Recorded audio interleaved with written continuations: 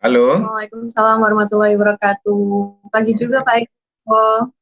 ya Alhamdulillah. Kok sepi-sepi aja, nggak ada pengantar-pengantar? Ya?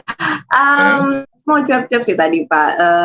Nanti pembukaannya eh, jam setengah 9 atau 8.30 Pak. Oh, sebelumnya Ya, nggak ada ini, prolog-prolog pengenalan pusat karir, atau unjuk kebolehan apa? Nggak ada? Langsung dibuka ini, setengah iya, sembilan, dan langsung dibuka Pak.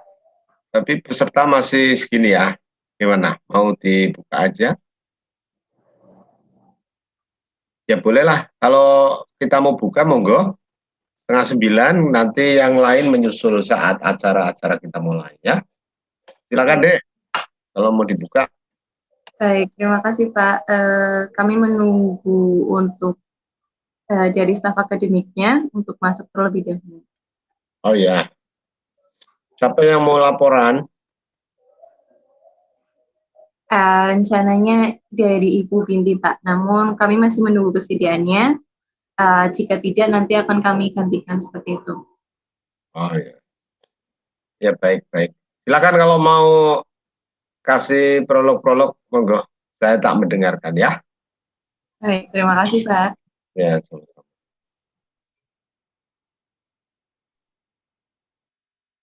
Baik, teman-teman, seperti yang sudah tadi kami sampaikan, pembukaan akan dimulai pukul 8. Nah, sebelumnya saya mau menginformasikan terlebih dahulu bahwa hari ini kita akan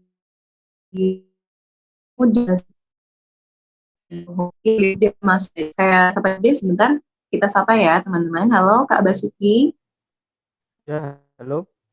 Enggak. Suaranya kurang terdengar Kak. Oh, saya saja nih. Cek. Udah kedengeran enggak? Sudah, sudah.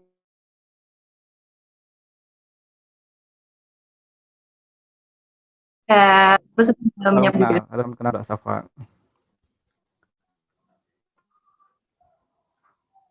Baik, itu dia. Beliau adalah pemateri kita pada hari ini. Dan seperti biasa, oleh Lembaga Pusat Pengembangan Karir dan Bimbingan Konseling,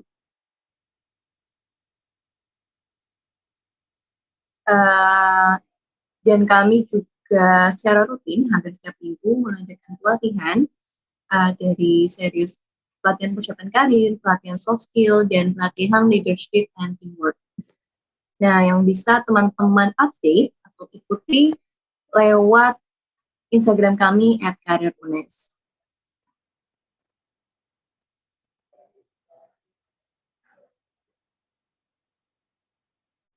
Dan untuk informasi mengenai sertifikat, acara selanjutnya dan lain-lain yang terdekat, teman-teman bisa update lewat grup yang sudah teman-teman ikuti, yaitu grup pelatihan ini. Jadi kalau bisa jangan leave dulu ya teman-teman. Baik, karena waktunya sudah menunjukkan pukul 8:30 tepat di jam saya ini, jadi kita mulai saja ya pembukaannya. Baik, saya mulai ya Pak, Bu.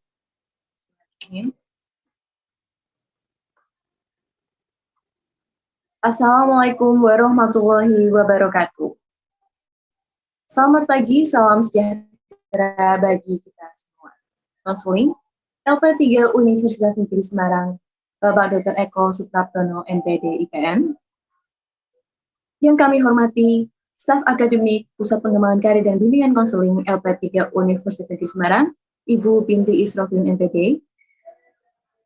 Yang kami hormati pemateri kita pada pagi hari ini, yaitu Kak Basuki Sedianugroho, serta tidak lupa teman-teman peserta webinar pelatihan persiapan karir tahap 2 yang semoga selalu berbahagia. Selamat datang kami ucapkan di webinar pelatihan persiapan karir tahap 2 Pusat Pengembangan Karir dan Bimbingan Konseling Universitas Negeri Semarang dengan tema Membangun Passion Menjadi Karir. Sebelumnya marilah kita ucapkan puji syukur kehadirat Tuhan Yang Maha Esa, karena atas limpahan rahmat dan hidayahnya kita dapat mengikuti acara hari ini yang semoga juga berjalan dengan lancar dan memberi manfaat bagi kita semua. Amin ya rabbal alamin. Selanjutnya izinkan saya, Tansila Safanuria, selaku moderator pada acara pelatihan hari ini untuk membacakan susunan acara pembukaan, yaitu 1. Laporan kegiatan yang disampaikan oleh staf akademik Ibu Binti Israfin MPD. 2. Sambutan dan pembukaan acara pelatihan persiapan karir tahap 2 dari Kepala Pusat Pengembangan Karir dan Bimbingan Konseling, yaitu Bapak Dr. Eko Supraptono MPD. Yang ketiga, penutup. Sebelum menuju agenda pertama pada pembukaan acara ini, marilah kita awali dengan mengucap basmalah bersama-sama. Bismillahirrahmanirrahim. Selanjutnya yang pertama yaitu laporan kegiatan acara pelatihan oleh Ibu Binti Israfin MPD. Kepada Ibu Binti Israfin MPD kami persilakan. Ya, baik. Terima kasih Dek Safa. Suara Bu Iis bisa terdengar dengan baik?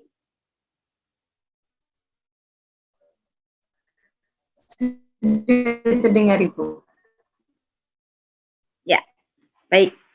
Assalamualaikum Pak Supraptono, selaku Ketua Pusat Pengembangan Karir dan BK. Yang terhormat juga pada staf akademik dan juga panitia yang sudah menyiapkan acara ini dengan baik, serta peserta webinar ke-11 pelatihan persiapan karir tahap 2 yang berbahagia. Alhamdulillah, puji syukur kehadirat Allah Subhanahu wa taala yang mana dengan rahmat limpahan karunia-Nya sehingga pada pagi hari ini kita bisa bersama dalam kegiatan webinar PK tahap 2 dengan tema mengembangkan passion menjadi karir, bisa mengikuti dengan baik dan sehat. Amin amin ya rabbal alamin.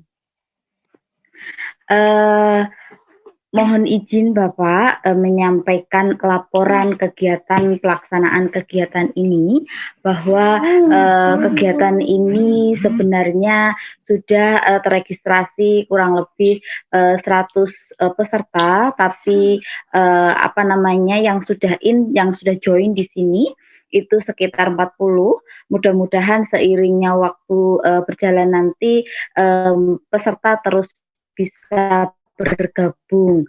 Adapun tujuan dari pelaksanaan ini sesuai dengan tema bahwa membangun passion menjadi karir. Sebagai seorang job seeker atau alumni gitu ya, kadangkala masih mengatakan bahwa kira-kira ketika saya sudah lulus mau bekerja sesuai dengan passion atau gaji gitu ya. Dengan kebimbangan-kebimbangan itu tentunya bagaimana jika kita manfaatkan passion kita menjadi karir kita. Nah, tentunya dengan pemateri gitu ya, tadi oleh Mas Basuki Setianugroho gitu ya. Selamat pagi Mas. Kami berterima kasih gitu ya, sudah meluangkan waktu.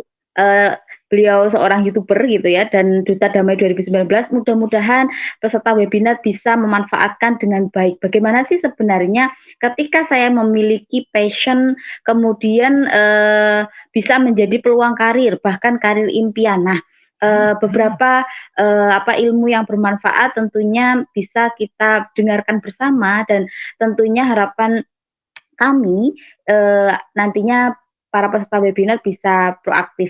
Begitu Bapak yang dapat saya laporkan. Mudah-mudahan kegiatan ini bisa bermanfaat untuk semuanya gitu ya, dan terus memberikan yang terbaik buat peserta. Berikut yang dapat saya laporkan. Terima kasih, selamat mendengarkan. Wassalamualaikum warahmatullahi wabarakatuh. Waalaikumsalam. Assalamualaikum warahmatullahi wabarakatuh. Terima kasih kami sampaikan.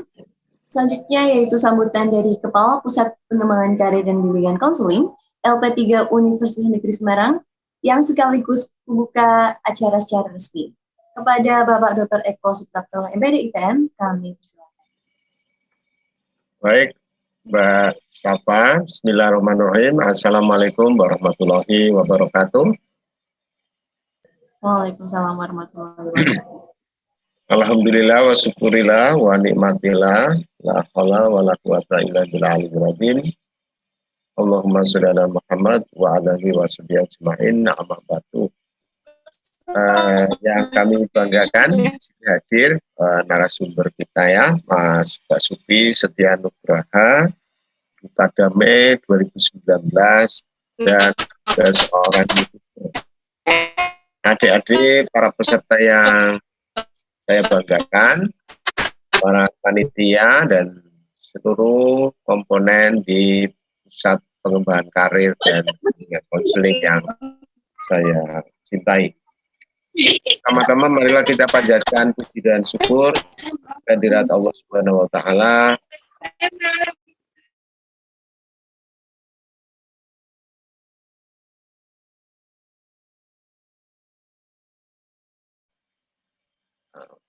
Mohon maaf ini ada mute ya.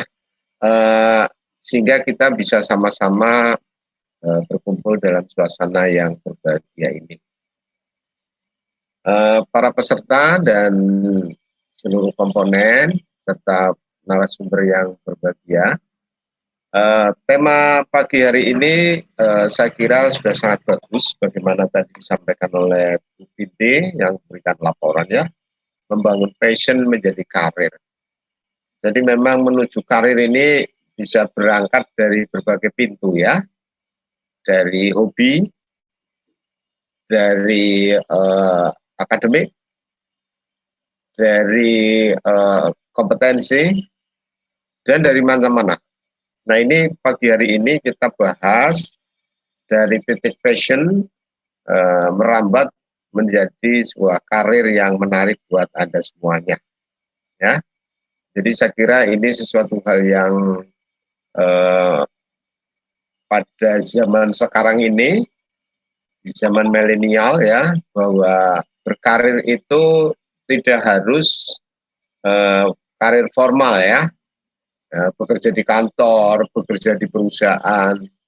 Tapi karir dalam pengertian yang lebih luas sekarang ini adalah sesuatu yang membawa dampak positif buat pelakunya, ya, baik itu di bidang entrepreneur dan di bidang pekerjaan yang sudah kita kenal bersama, itu bisa diangkat sebagai sebuah karir. Karena itu lazimlah sekarang ini kalau dikatakan bahwa profesi para seniman ya, profesi para kreator itu bisa disebut sebuah karir yang juga sangat prospek dan mendatangkan finansial, mendatangkan kesejahteraan dan kebanggaan pribadi buat pelakunya. Saudara-saudara yang saya hormati, yang saya banggakan, mendatangkan Mas Basuki Setia Nugraha ini sebuah hal yang memang sudah sama-sama kita agendakan ya, karena di sana kita lihat bahwa kemampuan Mas Basuki dalam membangun passion menjadi seorang YouTuber yang juga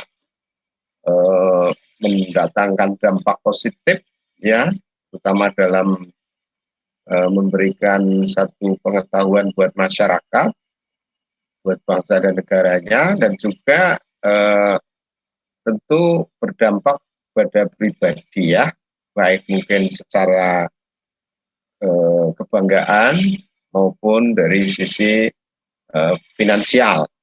Nah, sekarang ini banyak para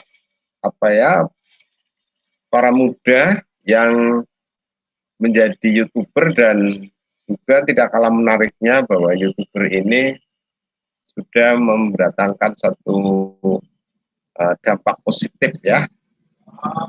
Tidak usah jauh-jauh, saya kebetulan cucu saya yang kecil juga bisa ternyata mendatangkan finansial ya, yang tidak sedikit dalam menekuni satu passion di bidang YouTuber.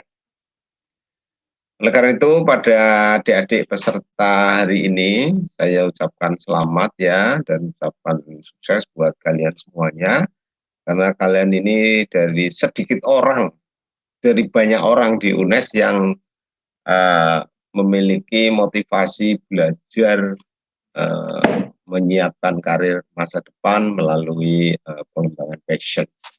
Nah, jadi saya mohon maaf ini di belakang saya ada ibu ya yang nggak ngerti kalau ini acara penting. Kadang-kadang mendekat ke saya minta dibantu apa. Nah, saudara-saudara sekalian, jadi Anda yang segelintir orang mengikuti kegiatan ini, saya ucapkan selamat ya, dan Anda orang-orang beruntung. Acara ini sebenarnya tadi saya sudah share pagi-pagi sepagi mungkin ke berbagai kalangan ya, dan yang ada di luar Jawa, mitra kita Universitas Negeri Padang juga sudah saya share, sehingga panitia kalau ada belakangan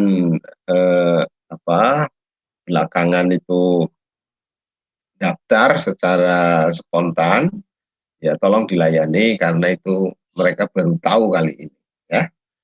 Oke, dan kepada seluruh jajaran panitia saya ucapkan selamat dan sukses. Terima kasih sebanyak-banyaknya telah menyelenggarakan dan telah menggelar acara ini dengan mempersiapkan yang sebaik mungkin dari beberapa hari lalu ya. Terima kasih kepada Mas Basuki yang di tengah-tengah kesibukannya rela bersedia bagi di ruangan ini. Selamat, terima kasih pada moderator, saya kembalikan. Sekian, Assalamualaikum warahmatullahi wabarakatuh. Waalaikumsalam warahmatullahi wabarakatuh. Baik, terima kasih kami sampaikan. Serangkaian acara pembukaan telah kita laksanakan. Selanjutnya marilah kita tutup acara pembukaan ini dengan membaca hamdalah bersama-sama. Alhamdulillahirrahmanirrahim. Selanjutnya yaitu sesi foto.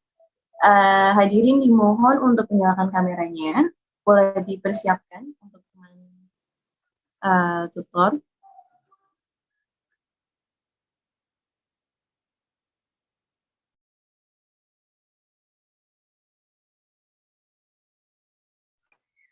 Baik, sekali lagi kepada teman-teman peserta, bisa dinyalakan kameranya karena akan kami laksanakan sesi foto.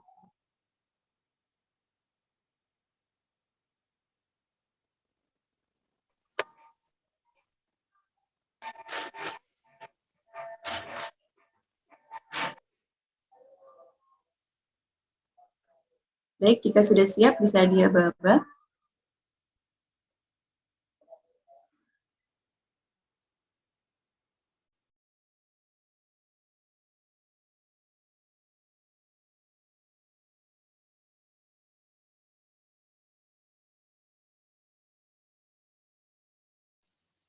Baik, untuk para peserta, saya akan memulai men-screenshot tampilan Zoom kali ini, maka mohon untuk menyalakan kamera.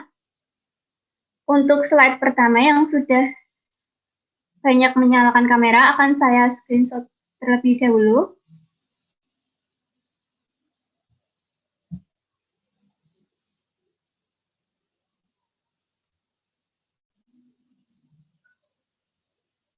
Satu, dua, tiga.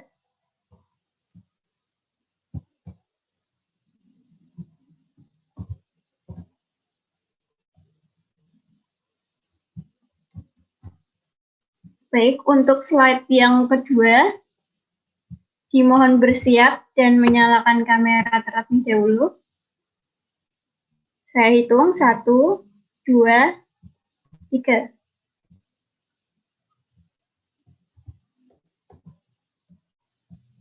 Slide terakhir yaitu slide ketiga, langsung saja saya hitung. 1, 1, 2, 3.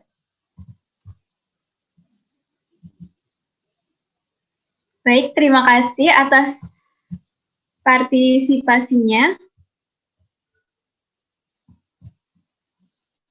Sekian saya sudahi sesi foto bersama kali ini. Terima kasih. Baik, terima kasih. Itu tadi ada sesi foto. Selanjutnya saya ingin mengucapkan terima kasih kepada Bapak Dr. Eko Supartono MPD. Besar harapan kami Pak untuk Bapak dan Ibu, Ibu Tinggi, mohon maaf juga, untuk mengikuti acara kami sampai selesai. Namun jika ada agenda penting lainnya, kami persilakan kepada Bapak dan Ibu untuk bisa meninggalkan acara kami.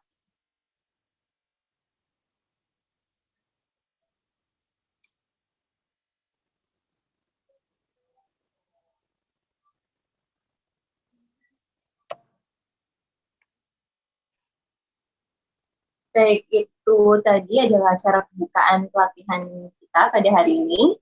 Selanjutnya yaitu kita menuju ke agenda inti, yaitu acara berbagi ilmu nih bersama pemateri kita.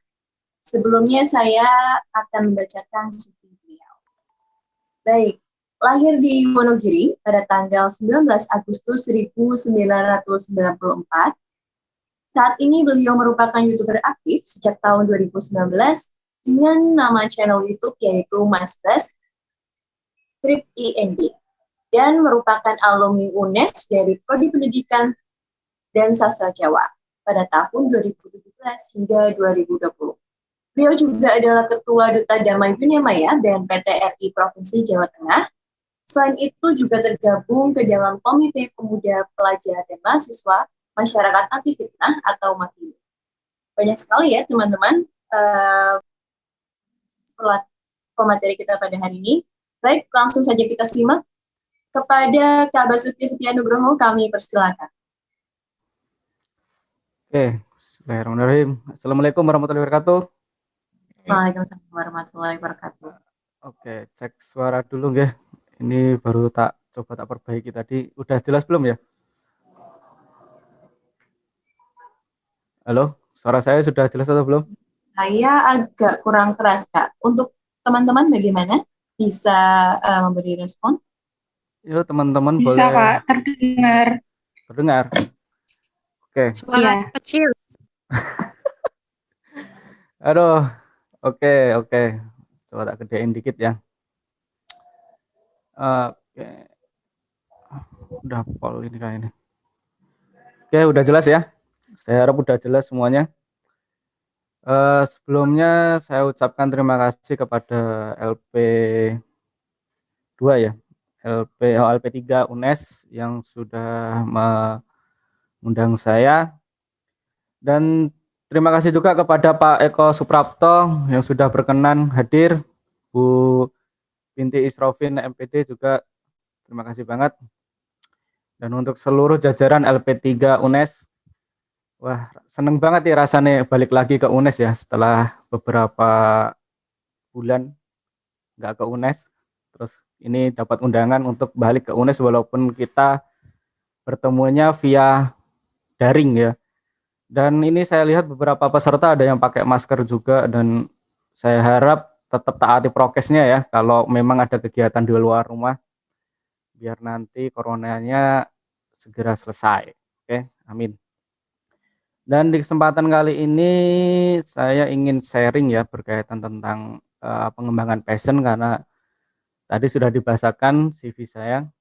Saya merupakan lulusan dari pendidikan bahasa Jawa UNES yang harusnya itu bidang saya adalah mengajar di sekolah-sekolah atau di SMP atau di SMA saat ini. Tapi ternyata saya lebih memilih untuk memilih passion saya daripada saya harus mungkin saat ini berdiri di depan kelas. Nah, untuk saat ini kita boleh share nggak ya? Share screen boleh nggak? Bisa dibantu? Saya ada punya materi sedikit untuk teman-teman semua.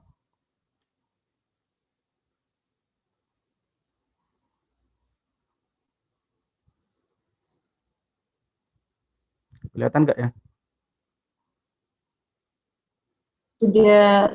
Sudah terlihat. Oke. Bentar.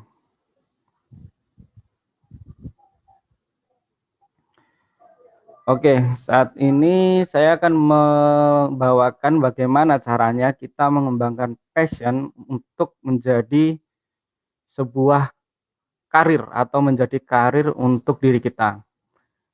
Nah, passion ini sebenarnya hal yang cukup ini ya, cukup sudah sering kita temui, tapi passion ini sering menjadi hal yang membingungkan juga untuk kita yang di umur 15 sampai 30 tahun ini. Kita ini sebenarnya mau mengarah kemana?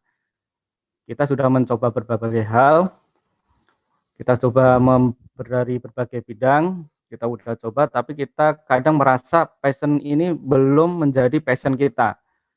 Jadi pindah-pindah terus, baru berapa kali coba, misalnya kita memilih bidang videografi, terus kita coba untuk membuat video, membuat konten, terus kita merasa ketika kita upload konten kita di media sosial kita, di YouTube kita, terus yang nonton itu sedikit, kita merasa down. Ini bukan passion kita. Berarti kita langsung milih ke bidang yang lain. Nah, sebenarnya bukan seperti itu ya, cara bermain passion itu bukan seperti itu. Tapi sebelum kita masuk ke yang lebih dalam, boleh dong, ini kita kenalan dulu. Halo, nama saya Basuki Nugroho. Saya dari Pendidikan Bahasa Jawa UNES tahun 2019 lah.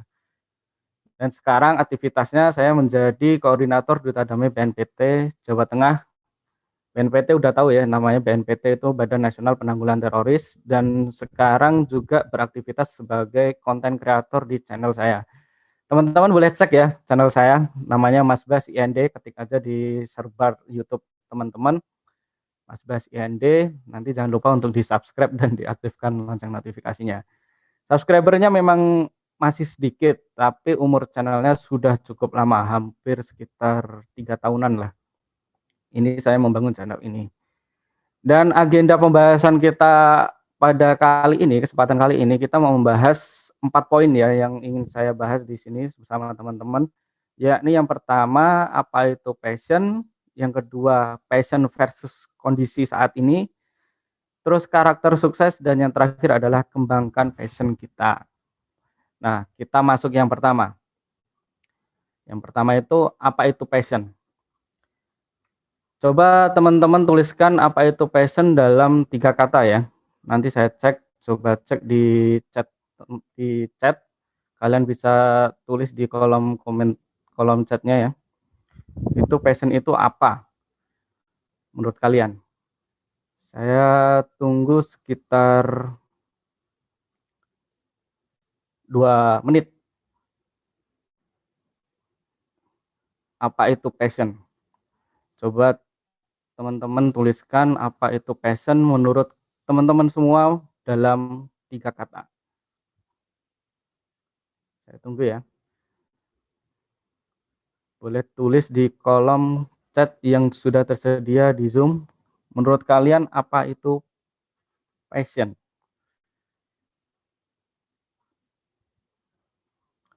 Oke, sesuatu yang disukai. Boleh, ada lagi? Keinginan sesuai kemampuan. Oke, keinginan sesuai kemampuan. Oke, ayo ada lagi? Masih panjang ini 2 menit loh. 2 menit cukup panjang nih. Oke, membuat bersemangat. Ini moderatornya juga ikut-ikutan ya. Membuat bersemangat, menyenangkan, dan menguasai. Minat, hobi, semangat, dan melakukan suatu aktivitas. Ya, terus hal yang disukai, dikuasai, dan kita mampu. Oke, sebenarnya banyak banget ya apa itu passion menurut teman-teman, ternyata banyak banget ya. Skill, minat, dan semangat. Terus ada lagi?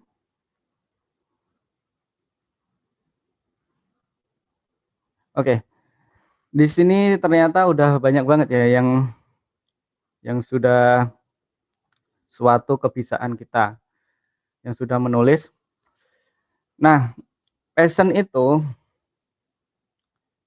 tadi kan ada yang sudah apakah passion itu berupa sifat, kompetensi, hobi, atau bakat.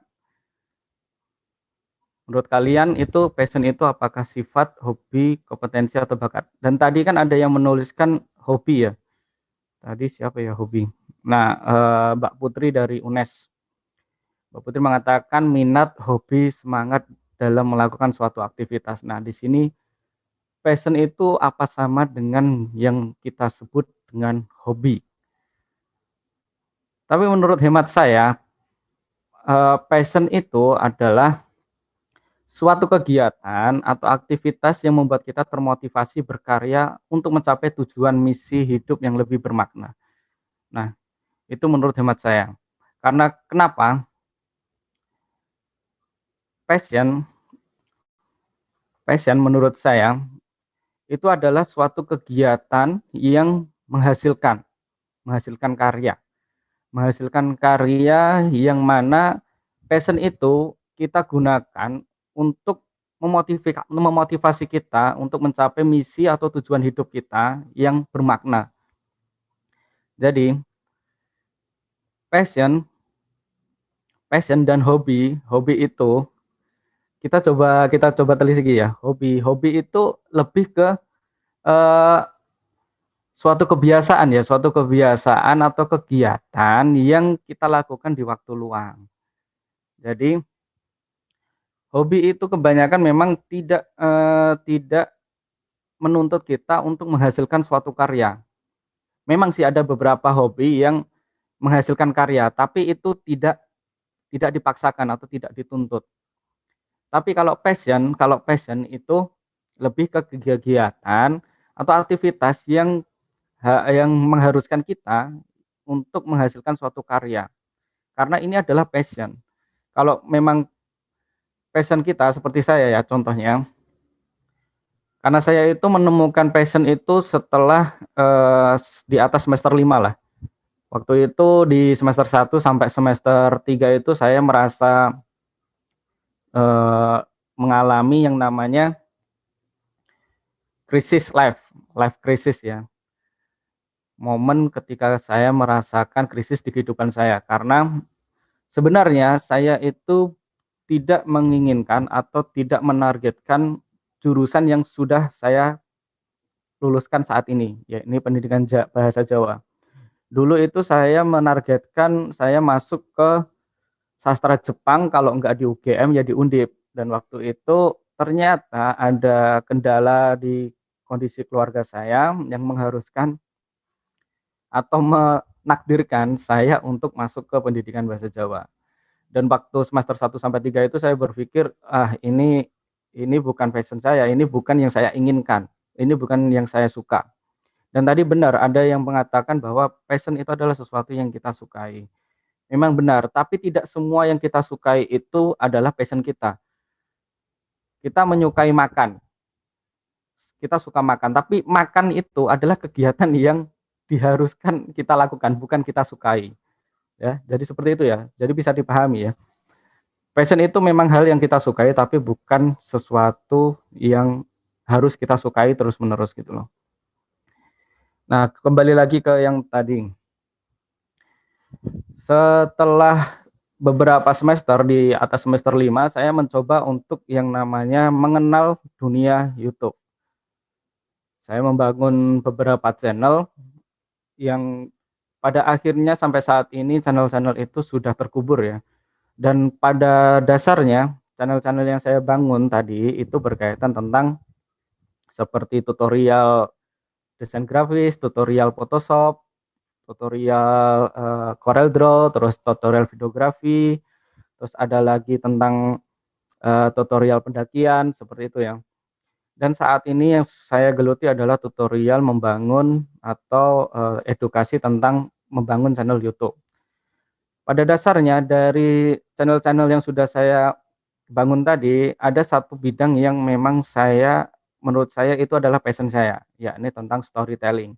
Saya ingin saya ingin mengedukasi, meliterasi teman-teman atau orang yang menonton video saya itu sebagai media untuk meliterasi, mengedukasi orang berkaitan tentang sesuatu. Ya, tentang Photoshop, tentang Corel Draw, tentang videografi, dan tentang YouTube. Nah, di sini kita coba telisik ya kembali. Kalau passion itu apakah sama dengan yang namanya hobi? Walaupun tadi ada yang mengatakan passion itu juga hobi, itu menurut saya itu cukup berbeda ya. Karena hobi itu adalah kegiatan yang kita sukai. Tentu ya, teman-teman sudah merasakan kalau kalian melakukan hobi kalian tentu itu adalah kegiatan yang teman-teman sukai. Seperti mendaki gunung, tentu teman-teman itu adalah seorang pendaki yang memang menyukai kegiatan alam. Atau badminton, atau bermain game, itu adalah kegiatan yang kalian sukai, yang memang teman-teman sukai. Tapi dari hobi ini tidak memaksakan kita untuk menghasilkan suatu karya atau suatu hasil, atau kita paksakan untuk melakukan kegiatan hobi itu. Seperti contohnya, saya juga menyukai game online. Saya main Point Blank, juga main sejenis Call of Duty, terus saya main Mobile Legends juga, tapi saya menyukai kegiatan itu, dan itu menjadi hobi saya saat ini. Dan saya tidak dituntut untuk menghasilkan suatu karya dari game itu. Tentu saya juga tidak dituntut untuk menghasilkan game lain. Walaupun saya menyukai game, terus saya dituntut untuk menghasilkan game juga. Tidak seperti itu ya. Itu yang namanya hobi. Jadi kegiatan yang kita lakukan di waktu luang yang kita sukai. Dan tidak ada paksaan untuk menghasilkan suatu hasil atau suatu karya. Nah, itu hobi menurut hemat saya. Tapi kalau kita samakan dengan passion, itu sangat berbeda. Passion itu adalah sesuatu yang memang sudah kita sukai dan memang ini yang akan kita geluti sampai nanti sebagai karir, syukur. Tapi untuk hobi, memang tidak semuanya bisa kita jadikan passion, walaupun ada beberapa catatan ya, hobi itu bisa dijadikan passion. Seperti kita lihat pemain bola. Pemain bola itu tentunya dari kecil mereka itu hobinya juga main bola, sampai saat ini dijadikan pekerjaan atau passion mereka, dan itu menghasilkan. Nah, itu beberapa catatannya ya. Nah, tapi di sini ada yang perlu kita garis bawahi. Passion tanpa karya itu bukan apa-apa. Jadi kalau teman-teman sudah menentukan passionnya, seperti saya saat ini, saya sudah menentukan passionnya sebagai di bidang storytelling, saya harus memiliki karya berkaitan tentang storytelling atau tentang edukasi, yakni konten yang ada di YouTube saya, dan ada beberapa kegiatan menjadi pembicara di seminar ataupun di workshop yang sudah saya lakukan tahun-tahun kemarin sebelum COVID-19 ya. Nah, passion ini harusnya sudah menjadi barang yang sudah kita tentukan saat ini. Karena kita ini rata-rata umur berapa sih? Kalau yang hadir ini saya cek ini kayaknya mahasiswa-mahasiswa ya, ada yang pakai alma mater juga nih. Bangga ini menjadi mahasiswa UNES. Bangga banget ini. Nah, saya rasa yang hadir di sini teman-teman yang di atas umur 17 tahun ya. Yang mana memang pada masa-masa umur saat ini, di fase saat ini, kita ini sudah mulai mengidentifikasi diri kita. Kita ini mau ngapain? Kedepannya kita mau ngapain dan apa yang ingin kita tentukan saat ini. Karena menurut saya hidup itu adalah pilihan. Mulai saat ini, coba teman-teman pilih deh, mulai dicatat apa yang kalian sukai, apa yang kalian tidak sukai, dan apa yang ingin kalian lakukan nanti. Catat aja semuanya dan dicoba semuanya, karena memang hal-hal itu nanti mungkin ada salah satu dari bidang yang kalian catat itu adalah passion kalian, walaupun kalian tidak menyukai. Dari dari kecil ya, dari SMP, saya itu mengenal komputer itu waktu SMP, dan saya belajar berkaitan tentang desain grafis itu waktu SMA.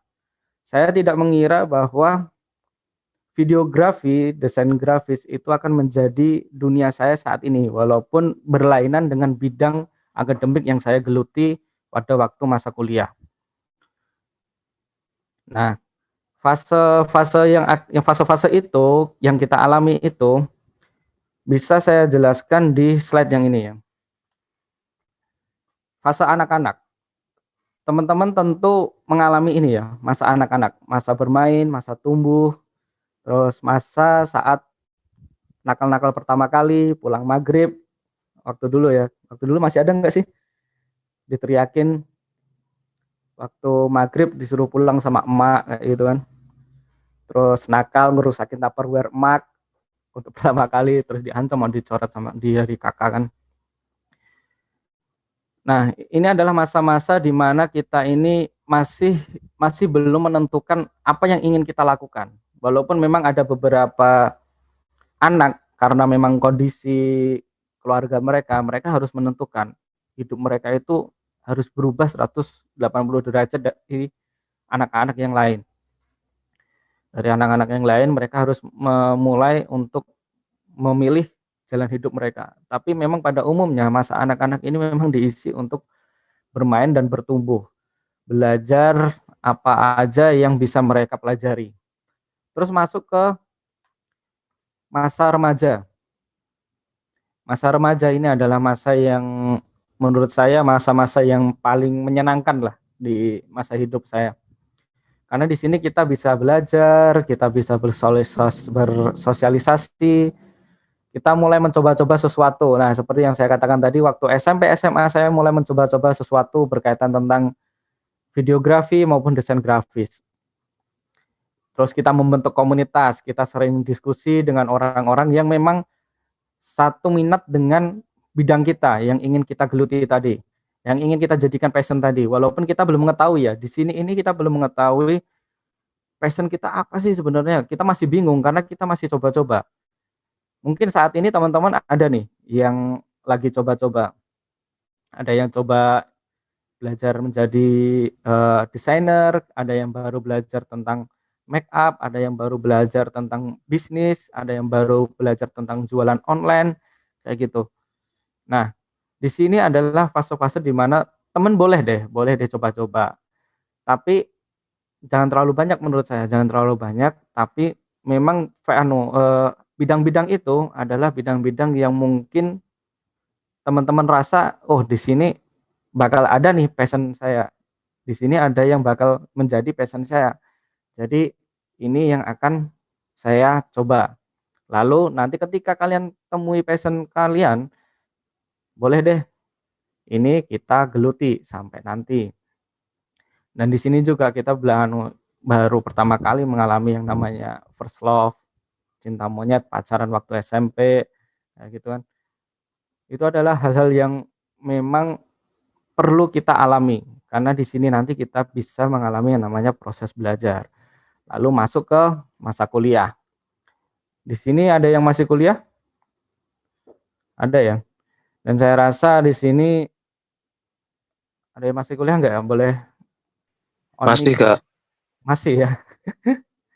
Nah, di masa-masa kuliah seperti ini, teman-teman bisa menjadi lebih rakus ya. Karena saya mengatakan kepada teman-teman yang di lingkungan saya, kalau kalian di masa kuliah, ini adalah masa-masa di saat kalian harus rakus. Rakus dalam belajar, rakus dalam sosialisasi, rakus dalam membangun jaringan. Rakus di sini dalam hal yang positif ya, karena memang kalian harus makan semua apa yang ada di bangku kuliah maupun di masa-masa saat ini. Kalau teman-teman yang mungkin belum merasakan kuliah, langsung ke dunia kerja, boleh kalian rakus aja di tempat kerja kalian. Apa aja yang bisa kalian serap aja. Karena memang di fase ini adalah fase saatnya kalian grow up dan show up apa yang kalian bisa. Karena ketika kalian membangun jaringan tanpa kalian menunjukkan diri kalian, kelebihan kalian, itu sama saja kalian mengurung harimau yang ada di diri kalian itu di kandang yang sangat tertutup rapat. Jadi orang-orang itu nggak tahu apa kelebihan kalian, apa yang sudah kalian miliki, apa yang sudah kalian capai, itu orang-orang itu nggak tahu. Jadi di sini di fase masa kuliah ini adalah saat dimana kalian harus menjadi orang yang rakus dalam belajar, dalam sosialisasi, membangun jaringan dan lain sebagainya. Berkarya juga boleh. Nah, lalu di fase yang berikutnya, fase yang saat ini saya alami, yang saya geluti, yakni adalah fase dunia kerja. Fase pasca kampus atau fase karir. Dunia kerja itu mungkin ada yang berapa memang belum mengetahui ya. Dunia kerja itu tidak sesuai seperti apa yang kita bayangkan waktu belajar dulu, pada waktu SMP, SMA ataupun waktu kuliah. Dunia kerja itu lebih lebih luar biasa lah menurut saya. Karena penerapan ilmu di kampus itu tidak 100% berada di dunia kerja. Jadi ada tambahan pengalaman yang kita ambil pada waktu masa kuliah. Nanti kita akan bahas di belakang ya. Terus nanti di pasca kampus ini, ketika di dunia kerja, kita akan mulai ditemukan dengan hal-hal yang mungkin di dunia kampus dulu ada, tapi di dunia kerja ini lebih greget lah pokoknya. Yaitu seperti target kerja, manajemen waktu, terus komunikasi tim sama manajemen kelompok, itu sebenarnya udah kita pelajari di waktu masa kuliah ya. Tapi di waktu masa pasca kampus ini akan lebih di pressure banget, dan teman-teman akan merasakan nanti setelah selesai kuliah. Nah, pada waktu kuliah tadi harusnya teman-teman udah mulai mulai menemukan atau sudah mulai menentukan harusnya ya passion kalian itu apa. Jadi ketika pada waktu masa pasca kampus, walaupun bidang yang ingin kalian target itu bukan sesuai akademik yang kalian pelajari, itu passion kalian itu bisa menolong di pasca kampus ini. Nah, dari fase-fase itu jangan sampai waktu kita itu dihabiskan untuk melakukan hal-hal yang tidak sesuai kata hati kita. Jadi ketika kalian menentukan passion ya, ketika kalian memilih dari sekian banyak bidang yang kalian catat, itu kalian di sini jangan terjebak. Termasuk saya juga ya, kita ini jangan terlalu banyak memilih sehingga memakan waktu. Nanti di sini kebanyakan dari kita ini terlalu banyak yang kita coba. Jadi dulu saya itu terlalu banyak mencoba itu ketika saya ingin juga membuka bisnis. Saya ingin juga membuka jasa desain kayak gitu kan. Terus saya ingin mencoba untuk masuk ke dunia MC waktu kuliah. Tapi saya juga ingin membangun YouTube. Dan di sini terlalu banyak pilihan ini membuat kita itu merasa bingung. Kita mau masuk ke pintu mana ini? Walaupun tadi Pak Eko Suprapto itu menyampaikan kan, passion ini sebenarnya bisa dimasuki melewati pintu manapun. Benar. 100% benar. Tapi di sini kita jangan terlalu banyak pintu. Nanti jadinya seperti lawang sewu kan, terlalu banyak pintu, kita jadi bingung ini mau milih pintu yang mana yang akan kita masuki. Pilih aja fashion yang memang itu bidangnya itu yang kalian sukai, yang bisa kalian manfaatkan atau bisa memberi manfaat kepada orang lain. Nanti jangan sampai kita di sini kehabisan waktu karena kita terlalu banyak fashion yang harus kita pertimbangkan. Nah, lalu ketika banyak pilihan itu, kadang kan kita juga pilihan hidup kita itu juga ada ini ya, ada campur tangan dari orang lain ya, terutama orang tua lah. Saya masuk ke pendidikan bahasa ini, bahasa Jawa ini juga karena pilihan dari orang tua. Pilihan dari keluarga, pilihan dari pacar, atau pilihan dari sahabat atau orang-orang terdekat kita. Nah, itu juga pasti menambah kita menjadi bingung, menambah bimbang kita kan, menambah kita menjadi bimbang.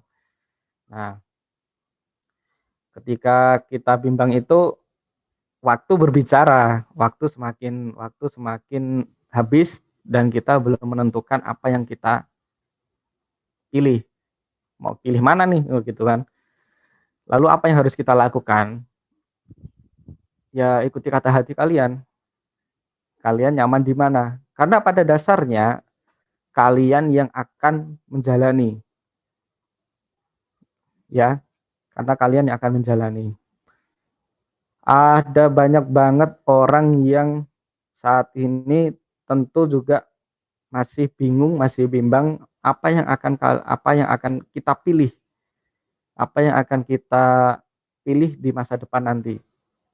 Banyak banget. Dan data berbicara ya, data itu berbicara. Kita lihat berapa jumlah mahasiswa yang saat ini sama seperti kita, pemuda-pemuda tersesat saat ini.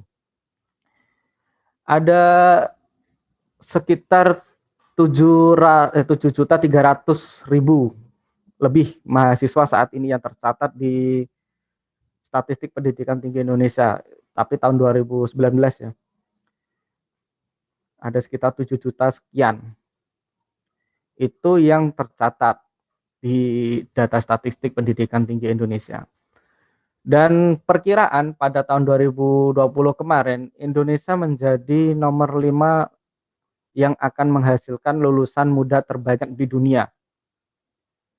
Ada sekitar 1,7 juta lulusan setiap tahunnya. Tapi ada lebih dari 50% ya. Hampir 50% lulusan dari S1 sampai S3 itu tidak langsung mendapatkan pekerjaan setelah lulus.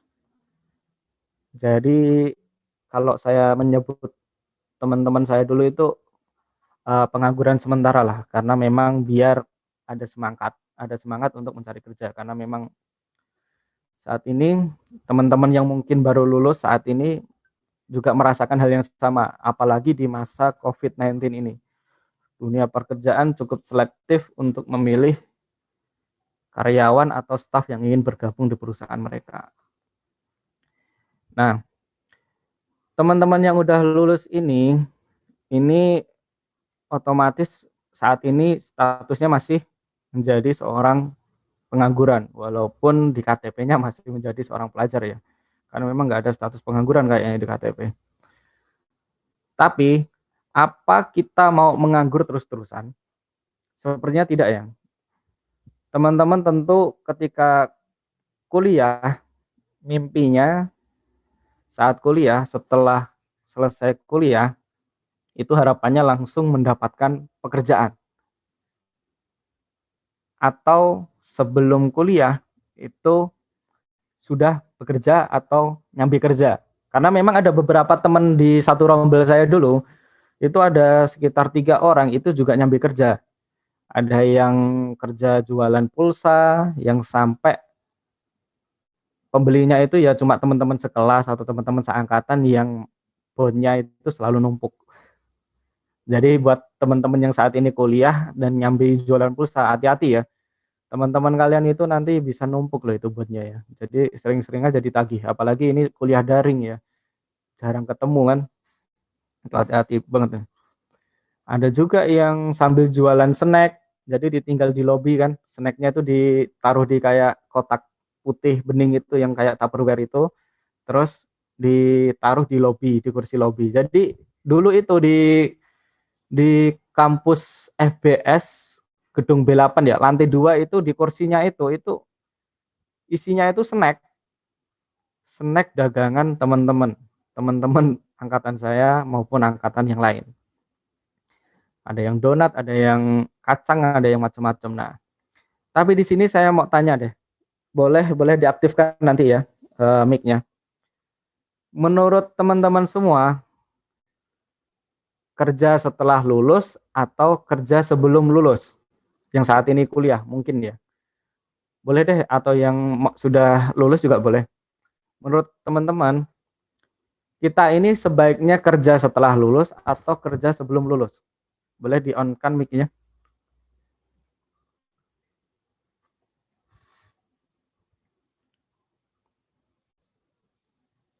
Halo?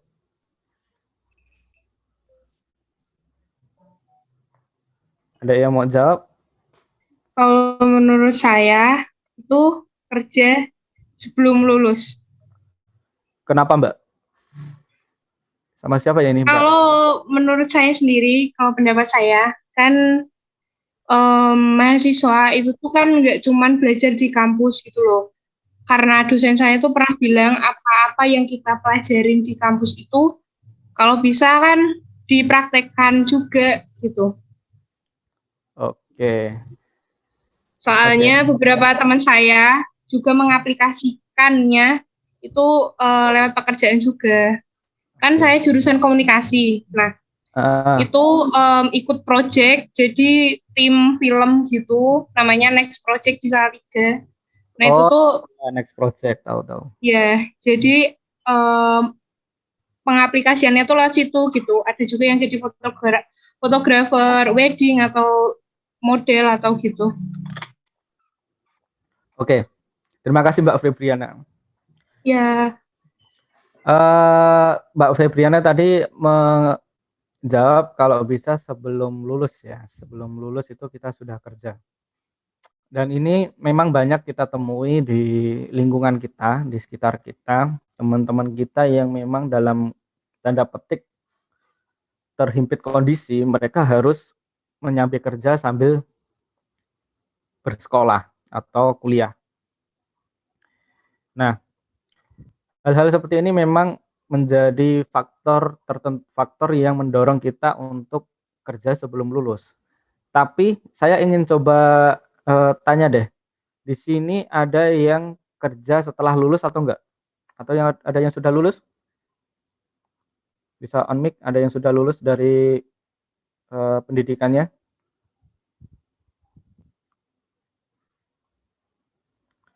Kalau saya dulu masuknya ke golongan kerja sebelum lulus, karena saya membangun YouTube ini sebelum lulus dan saya juga sudah kerja di salah satu kafe ya di Tembalang sebelum lulus. Jadi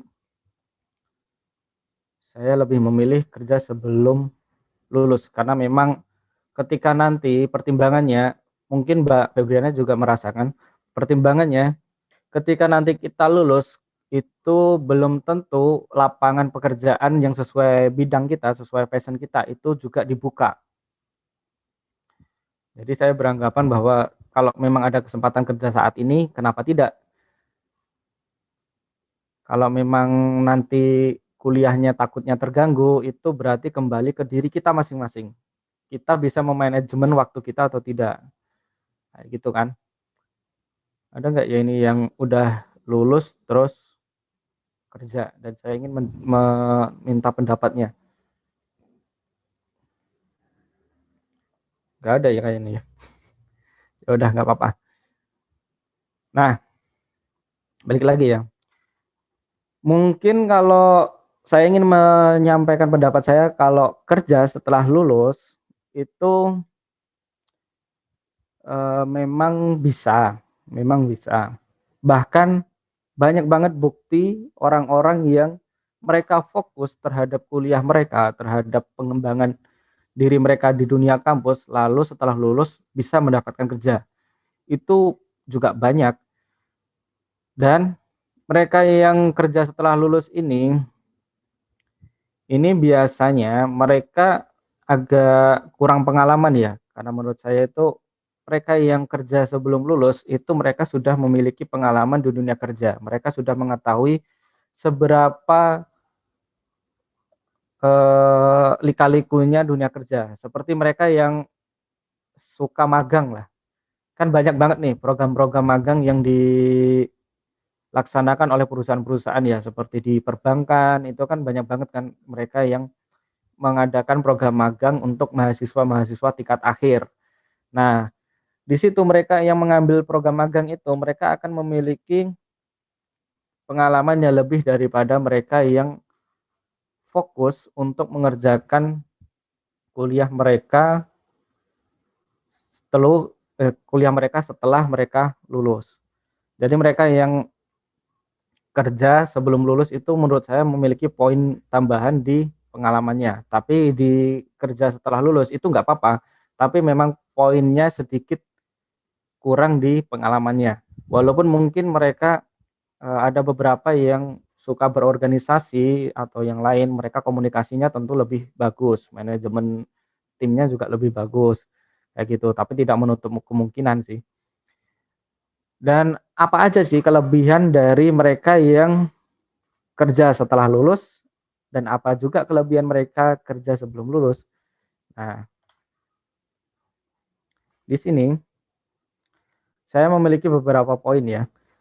Mereka yang sebelum lulus itu bisa mendapatkan pengalaman kerja karena memang mereka yang kerja sebelum lulus mereka tentunya sudah berpindah-pindah ya.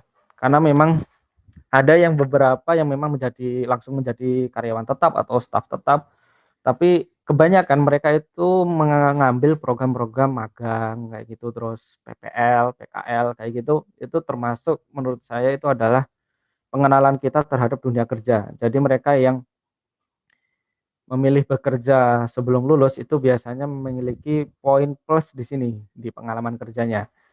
Juga bisa menambah nilai CV kalian, portofolio kalian. Jadi di CV kita nanti di pengalaman kerja itu akan menjadi lebih variatif ya, lebih banyak. Nanti ketika kita sudah lulus dan melamar kerja, di CV kita dan kita ketika berbicara dengan HRD di suatu perusahaan itu bisa menjadi nilai tambah untuk kita bahwa CV kita itu memiliki nilai plus di pengalaman kerjanya. Terus mendapatkan keahlian baru tentu teman-teman yang memilih magang itu kebanyakan memang seperti saya dulu coba-coba sih magang di Bank BNI di bagian marketing. Nah, jadi di bagian marketing itu saya dulu itu jualan yang namanya electronic money tap cash BNI. Jadi tap cash BNI yang mungkin kalian pegang saat ini itu adalah tap cash yang saya jual dulu. Nah, itu saya benar-benar belajar bagaimana caranya saya berkomunikasi dengan orang yang nggak saya kenal sama sekali dan banyak orang. Terus bagaimana saya mengenali suatu produk, nilai lebih dari suatu produk, kekurangan suatu produk, dan membandingkan dengan produk-produk yang ada yang lainnya. Tentunya dengan kompetitor lah, produk dengan kompetitor. Nah, di situ itu saya mendapatkan keahlian-keahlian baru, pengetahuan baru yang mana nanti bisa saya manfaatkan di saat nanti saya lulus, kayak gitu. Terus menambah teman dan kesempatan langsung bekerja itu akan menjadi lebih besar karena memang dari portofolio kita tadi, kayak gitu ya. Dan kelebihan kerja setelah lulus itu juga ada. Jadi buat teman-teman yang saat ini masih kuliah dan fokus untuk mengerjakan tugas akhirnya, saya ucapkan semangat ya. Karena tugas akhir itu memang babak penentuan teman-teman semua dan adalah momen-momen di mana nanti orang tua kita bakal sangat bangga ketika nanti kita di wisuda.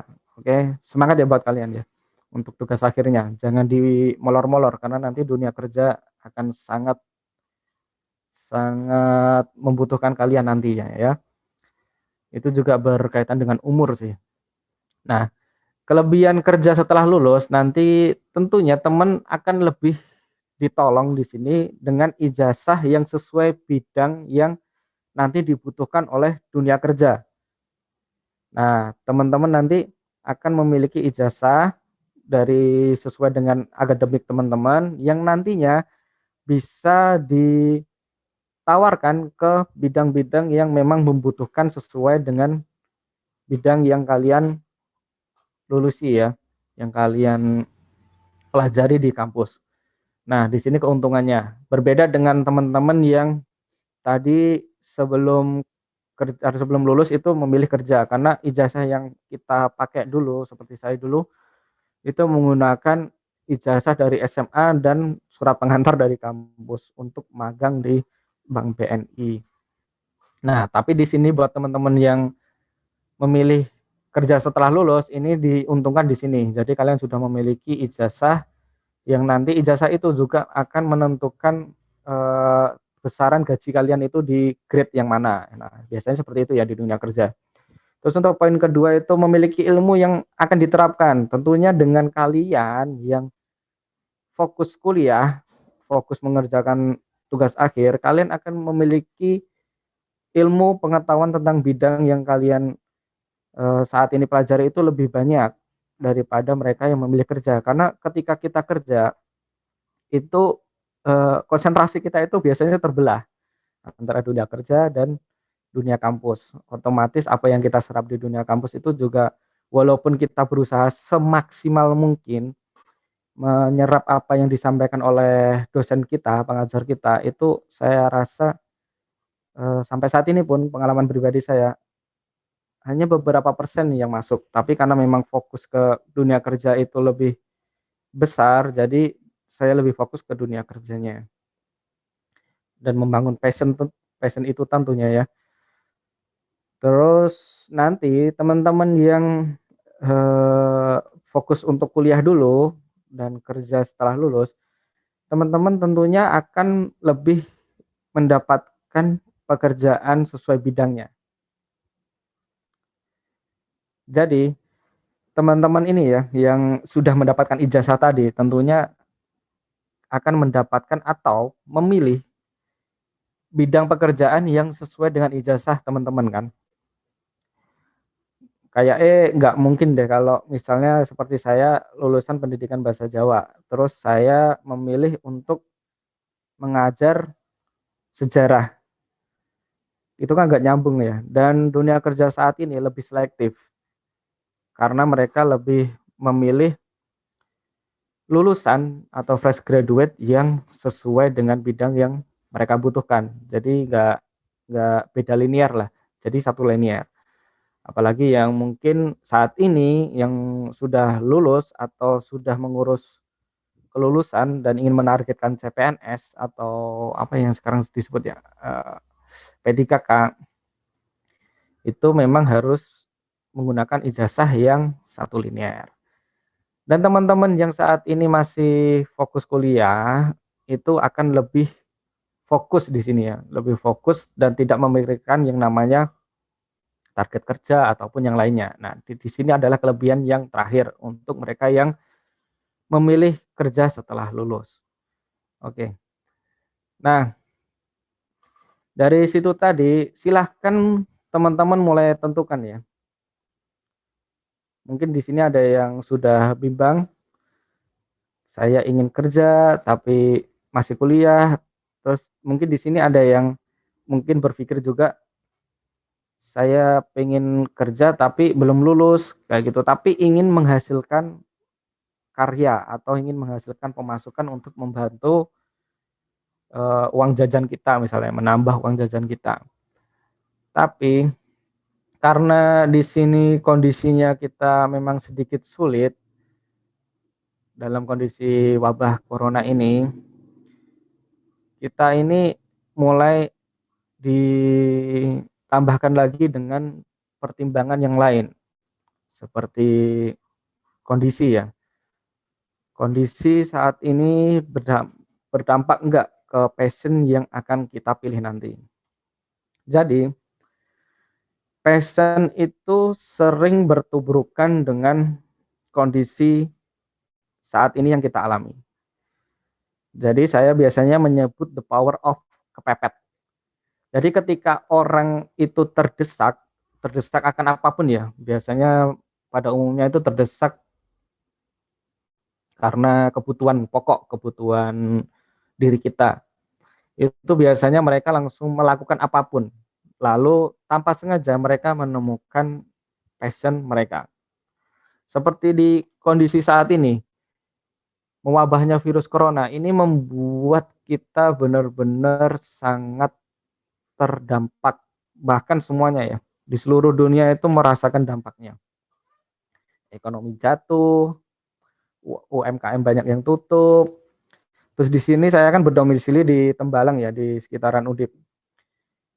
Dulu 2 tahun yang lalu ketika saya pindah ke Tembalang 2 tahun yang lalu itu sangat ramai, hampir setiap pagi jam 7 dan jam sore jam 4 jam 5 itu di daerah Patung Kuda, terus daerah Lingkar Undip, daerah Banjarsari sini itu macet karena memang saking ramenya. Tapi saat ini kalian mau keluar jam berapapun tetap aja sepi lah. Karena memang kondisi mewabahnya virus corona ini ya. Dan virus corona ini membuat banyak orang kehilangan pekerjaan. Kita mengetahui pada awal tahun 2019 kemarin sampai bulan Juni itu ada sekitar 5 sampai 7 juta orang yang terdampak virus corona dan harus di PHK. Ada beberapa tempat usaha yang juga tutup karena sepi. Tidak ada orang yang keluar karena memang kebijakan pemerintah yang mengharuskan kita untuk di rumah, menjaga jarak, mengurangi kegiatan di luar rumah kayak gitu. Nah, otomatis mereka yang biasanya berkegiatan di luar rumah, misalnya ada teman-teman yang saat ini berjualan atau menyambi kuliah dan berjualan, itu akan kehilangan pekerjaannya, kehilangan pemasukannya, kayak gitu kan. Nah, di sini kita harus mulai berputar, mulai memutar otak, memulai mencari referensi lain berkaitan tentang apa yang bisa kita lakukan saat ini. Passion apa, passion lain apa yang bisa kita kembangkan. Nah, di sini saya walaupun saya tadi menyampaikan kali teman-teman atau nanti ya, saya akan menyampaikan teman-teman harus fokus kepada satu passion.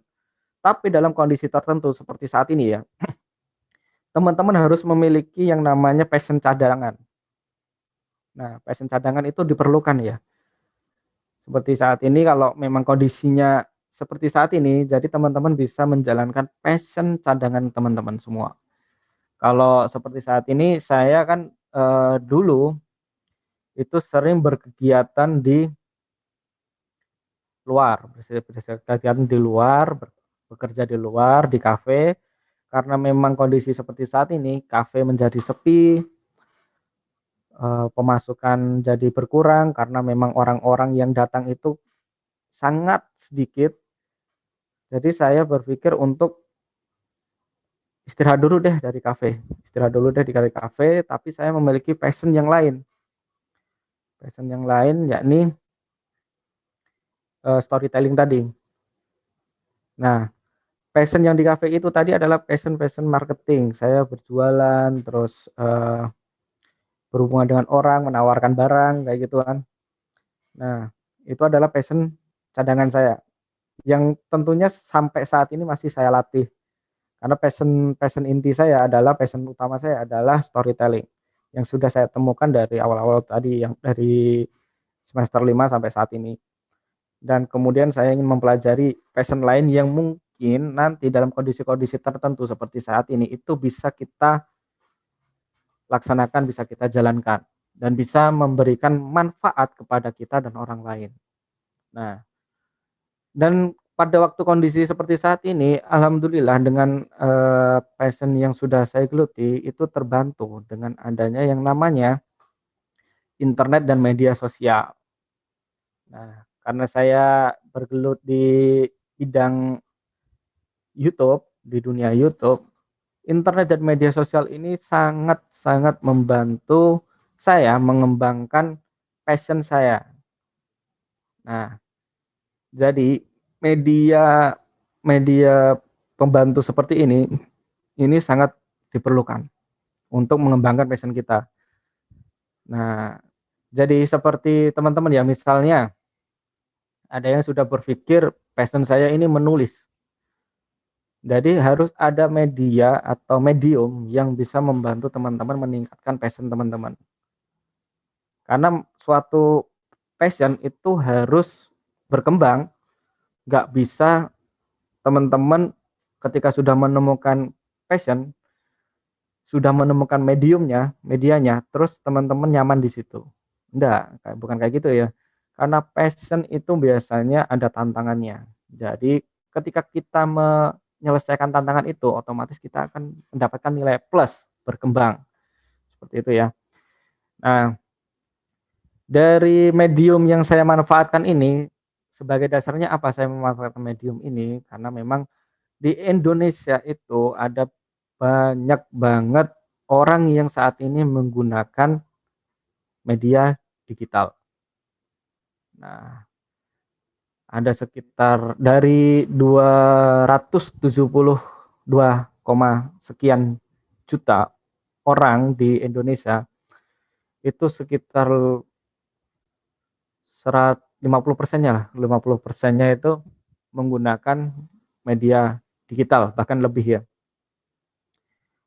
Jadi ada yang menggunakan smartphone, ada terus media yang mereka gunakan itu yang menggunakan smartphone, ada yang menggunakan media sosial dan lain sebagainya. Itu banyak banget.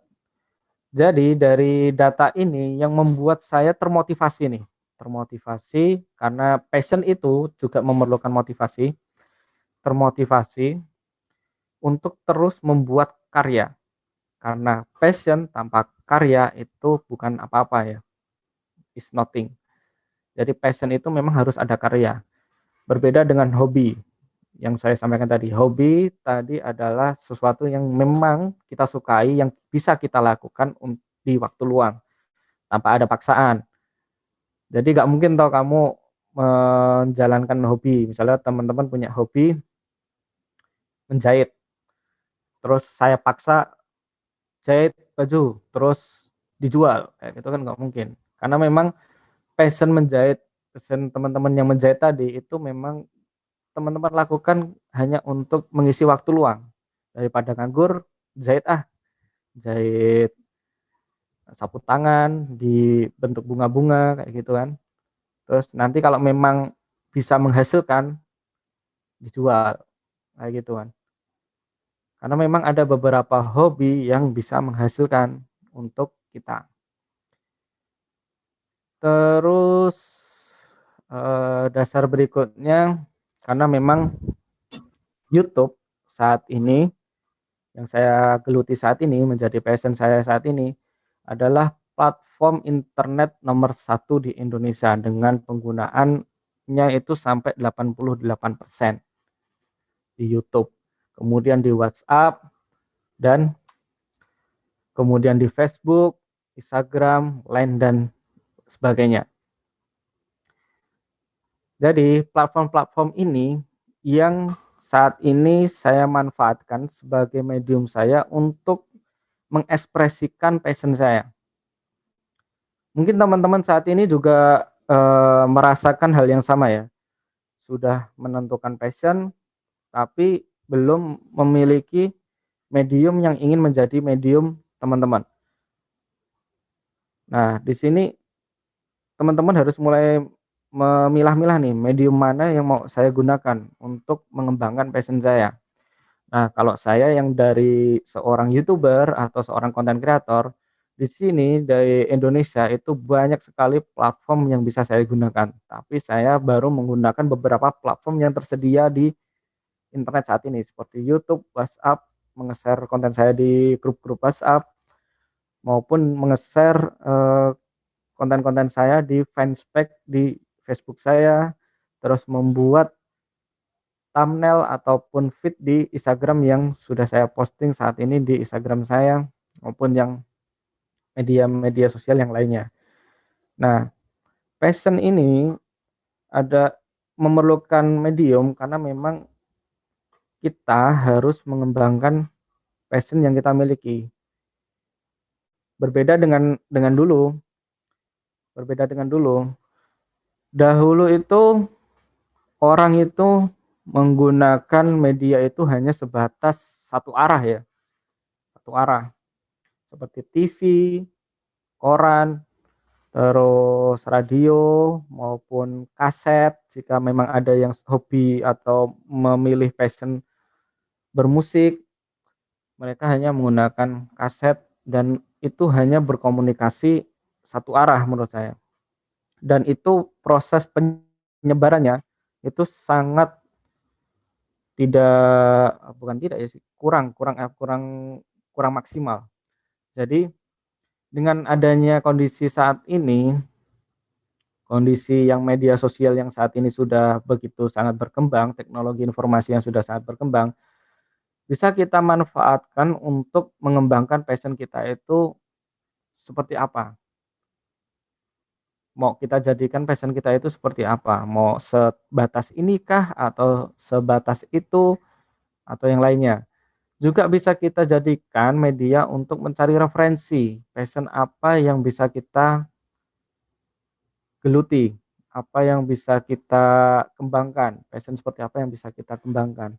Hanya bagaimana cara kita melihat kondisi sekarang dari sisi yang positif. Kondisi wabah virus corona ini sangat menekan dan merugikan kita semua. Tapi tidak mungkin kan kita langsung teriak, hei kondisi, hei lingkungan, hei virus corona. Sesuaikan dong dengan kondisi saya saat ini. Saya ini sedang membutuhkan bantuan untuk melariskan barang jualan saya. Kan kayaknya nggak mungkin toh. Jadi di mana-mana kita yang menyesuaikan kondisi saat ini yang ada. Jadi kita yang beradaptasi dengan kondisi yang berkembang saat ini. Jadi di sini saya meminta teman-teman mulai memandang lah, mulai melihat dari sisi positif kondisi saat ini. Walaupun kita serba terbatas, kuliahnya daring, terus membuat apa-apa kita harus daring di rumah, online. Tapi di situ ada sisi positifnya. Seperti kita mulai bisa lebih memiliki waktu untuk bersama keluarga. Terus kita bisa bisa belajar banyak tentang apapun yang ada di dunia ini.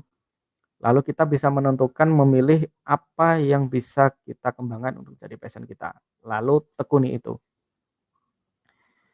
Dan ini nanti juga akan berhubungan dengan karakter apa yang perlu kita siapkan untuk mengembangkan passion kita.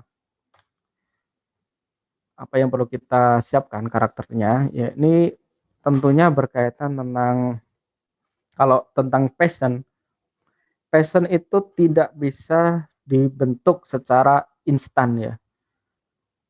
Bukan mie instan ini soalnya. Kalau Indomie mungkin enak di Burjo Bang Acim kan. Pada tahu nggak ya Burjo Bang Acim ya kalau anak UNES ya. Burjo Bang Acim itu banyak mie instan tuh di situ. Tapi passion ini berbeda. Karena passion ini memerlukan waktu dan kerja keras dari kita untuk mengembangkannya.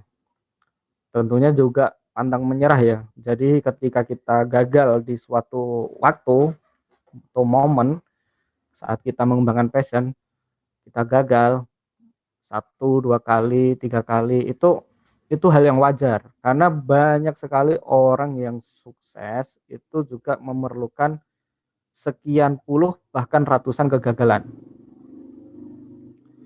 Seperti yang saya alami saat ini di dunia YouTube.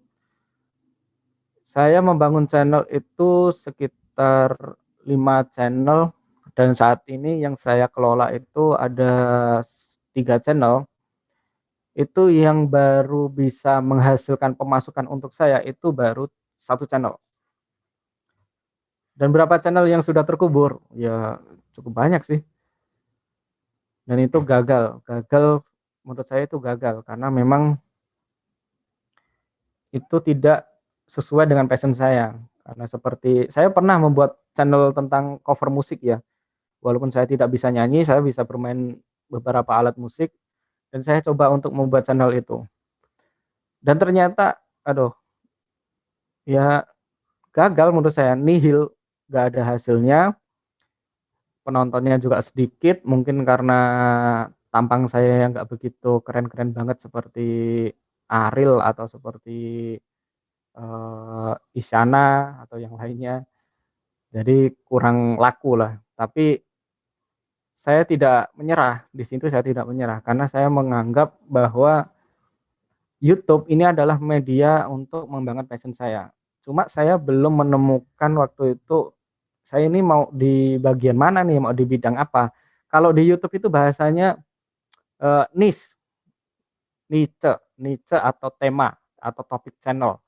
Jadi saya itu belum bisa menentukan topik atau tema apa yang ingin saya bahas di channel yang ingin saya buat. Lalu saya ketemulah yang namanya channel tutorial. Nah, di situ saya bisa menyalurkan apa yang menjadi passion saya saat ini, yakni tentang mengedukasi orang, terus memberi ilmu tentang tentang mengembangkan YouTube ke orang-orang kayak gitu. Nah, terus teman-teman harus fokus ya. Ketika teman-teman udah menemukan passion teman-teman, fokus ke situ. Tadi kan udah disampaikan kan, passion itu bisa melewati pintu manapun. Tapi ketika kalian sudah memegang gagang pintunya dan membuka pintunya, terus masuk ke ruangan itu, ya udah di situ dulu.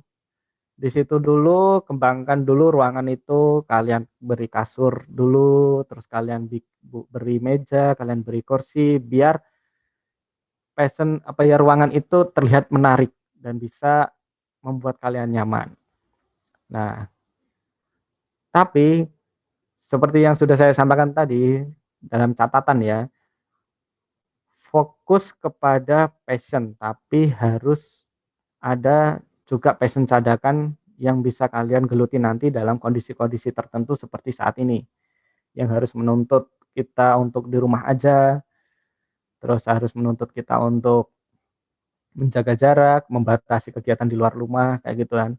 Mungkin nanti kala ini wabah corona ini udah selesai, amin ya, udah selesai, terus kita udah bisa melaksanakan kegiatan-kegiatan yang lebih leluasa, kita bisa mengembangkan passion kita dengan lebih mudah, mungkin itu nanti dalam waktu jangka tertentu kita juga akan mengalami kondisi yang lain yang hampir sama dengan saat ini. Nah, itu nanti passion cadangan kalian atau cadangan yang sudah kita siapkan tadi, passion cadangan tadi, itu bisa kita laksanakan lagi, kayak gitu ya. Tapi jangan lupa untuk dilatih terus. Kalau passion itu memang harus terus berkembang dan dilatih. Dan kita juga memerlukan yang namanya kreativitas. Nah, kreativitas ini semua orang itu saya yakin memiliki. Karena memang manusia itu dilahirkan dan bahkan dibentuk itu melalui kreativitas yang maha kuasa. Dan kita ketika dilahirkan, kita juga mewarisi kreativitas itu. Nah, kreativitas ini yang nantinya akan menjadi hasil dari passion yang kita geluti, yang kita tekuni ya. Seperti saat ini yang saya tekuni adalah YouTube, kreativitasnya ya berkaitan tentang bagaimana caranya mengambil video, dari angle-nya itu seperti apa, sudut pandangnya itu seperti apa, proses editingnya itu seperti apa, terus penambahan souvenir-souvenir ketika proses editing yang nantinya akan menghasilkan video atau konten yang menarik untuk saya upload di channel saya, yang nantinya akan ditonton oleh viewer dan subscriber saya. Nah, di sini proses kreativitas berperan. Dan karakter yang berikutnya yaitu tidak menunda waktu. Di sini saya tidak bisa menyampaikan terlalu banyak ya untuk menunda waktu, karena di sini untuk diri saya sendiri pun memanajemen waktu itu cukup sulit. Bahkan memang adalah momok yang menurut saya ini adalah poin yang memang harus kita pelajari lebih lanjut kepada orang-orang yang lebih ahli. Dan di sini saya juga masih belajar ya tentang manajemen waktu.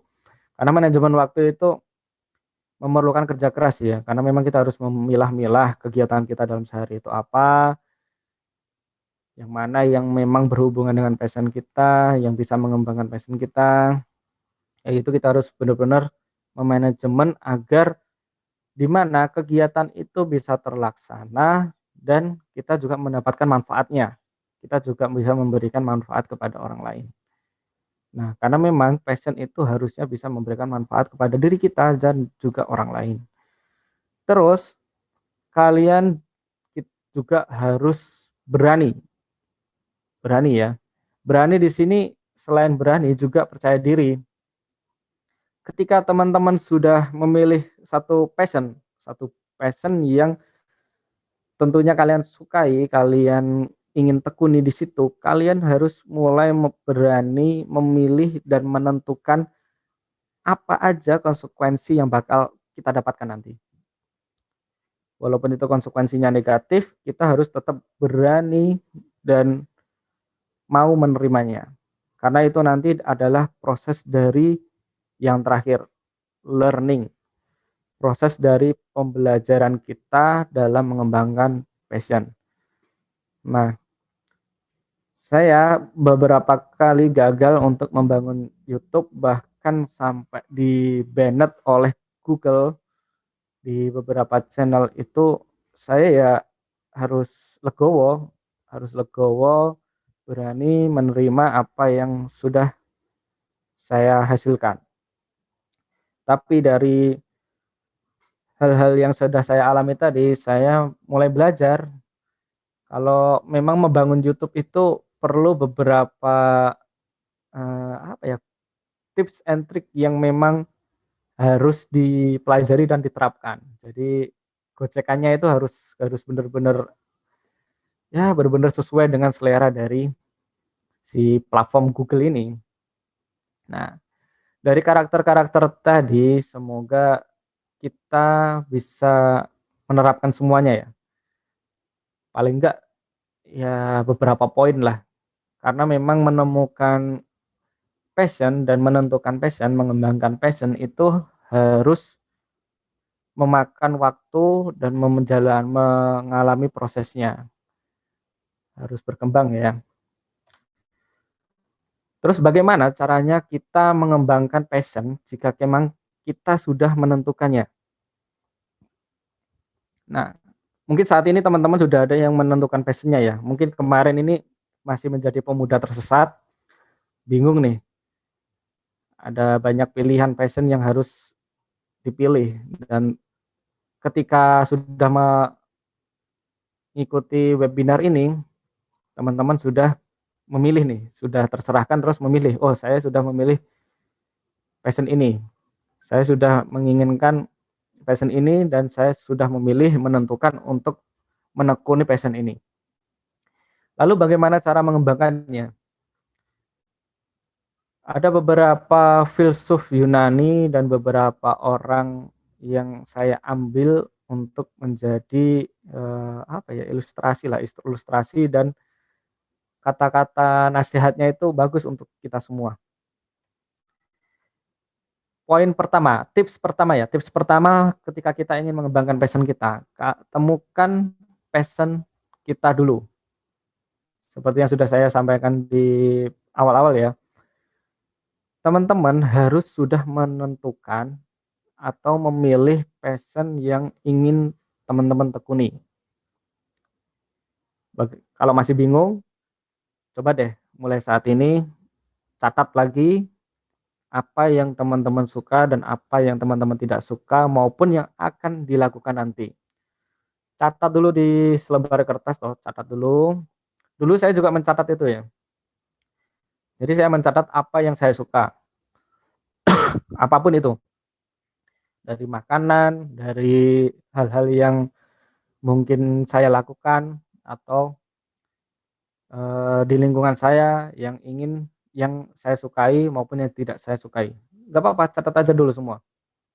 Walaupun itu hal-hal yang memang tidak disukai. Karena mungkin hal yang tidak teman-teman sukai itu adalah passion teman-teman. Mau bukti?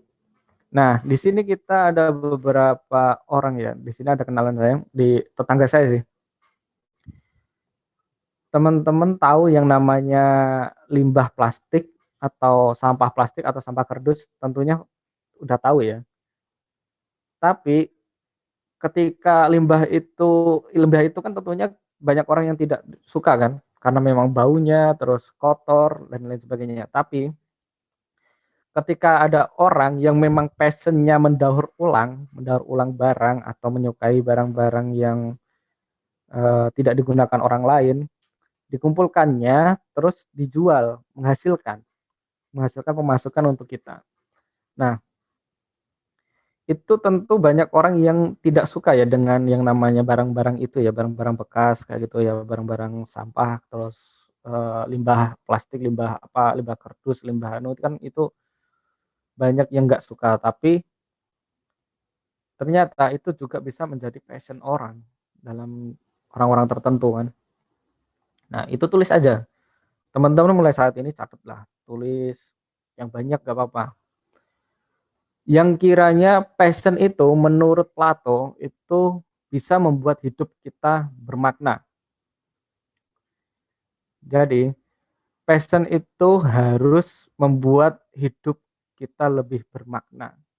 Karena itu nanti akan menjadi motivasi kita. Motivasi kita untuk mengembangkan passion kita. Jadi, orang yang ingin mengembangkan passion kita itu bakal mengalami yang namanya fase-fase kegagalan, fase-fase di mana kita kurang merasa kalau ini adalah passion kita. Kadang kita kan berpikir, ini bukan passion kita karena kita gagal 1-2 kalian. Tapi ketika kita berpikir ada makna hidup yang ingin kita targetkan, ada makna hidup yang ingin kita tuju. Lalu kita mulai bangkit. Kita mulai lagi menekuni proses dalam mengembangkan passion itu tadi. Nah, menurut Plato ini seperti itu. Passion bisa membuat hidup kita lebih bermakna. Jadi kalau kalian saat ini merasa, saya punya banyak pilihan passion nih mas, tapi saya bingung, saya mau memilih yang mana. Nah, di sini dari yang kalian catat tadi, tentukan passion mana yang kiranya bakal membuat hidup kalian itu lebih bermakna, yang bisa memotivasi kalian. Nah, mungkin itu akan menjadi passion kalian. Dan ketika kita memiliki passion ini, kita akan mendapatkan beberapa manfaat. Jadi orang-orang yang saat ini mungkin masih bingung, bahkan tidak memiliki passion, tidak ingin menentukan passion, jangan dulu deh.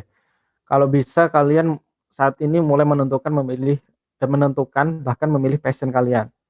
Jangan sampai itu apaan sih, passion itu apaan sih, jangan kayak gitu ya, nggak perlu kayak gitu, jangan. Passion itu sangat dibutuhkan oleh setiap orang karena memang yang disampaikan Plato tadi ya, bisa membuat hidup lebih bermakna.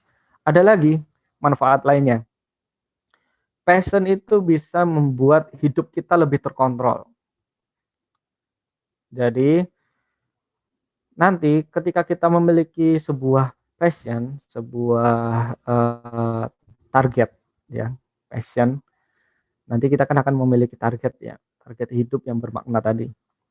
Jadi hidup kita akan jadi lebih terkontrol karena kita akan lebih bisa memilih mana yang bermanfaat untuk kita dan mana yang tidak bermanfaat untuk kita. Tentunya kita akan memilih apa saja yang hanya bermanfaat untuk kita. Jadi nanti hidup kita akan lebih terkontrol. Kita bisa memilih mana yang bermanfaat, mana yang tidak.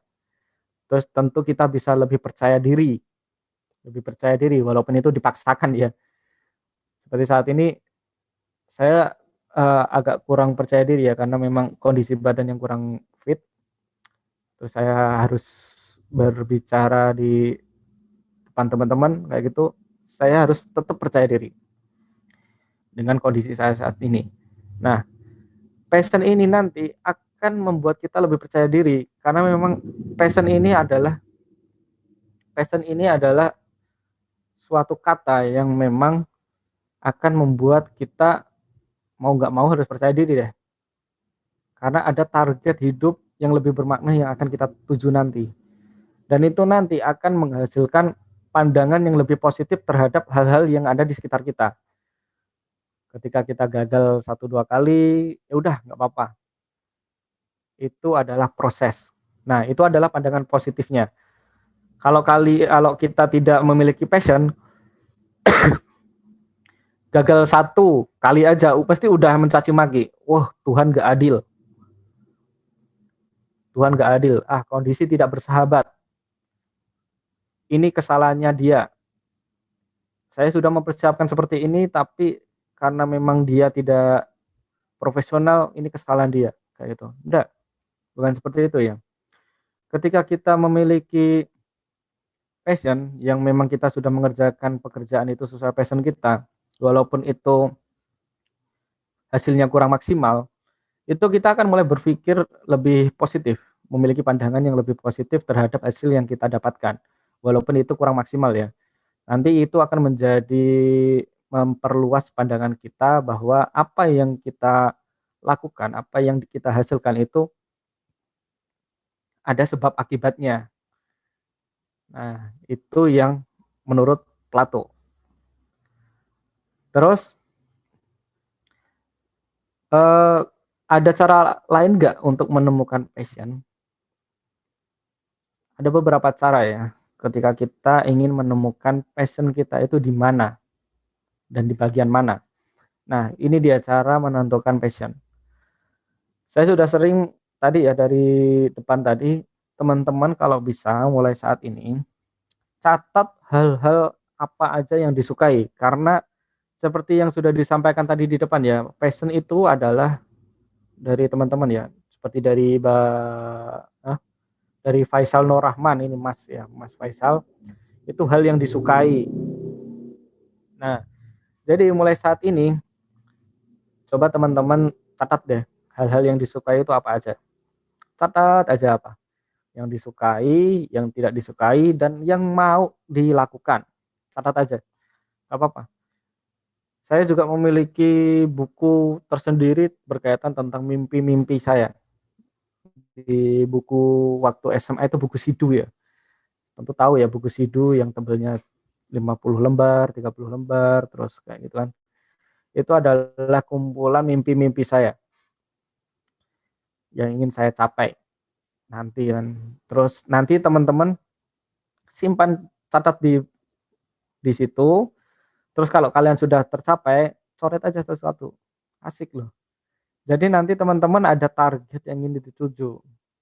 Nah, terus teman-teman juga bisa mengerjakan psikotes untuk menemukan passion teman-teman itu di mana. Psikotes ya. Psikotes itu banyak banget sekarang. Ada lembaga-lembaga psikologi yang bisa teman-teman gunakan, atau website-website gratis berkaitan tentang psikotes.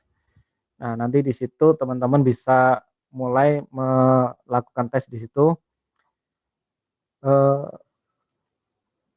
Passion apa yang bisa saya pilih dari hasil, tentunya dari hasil psikotes ya.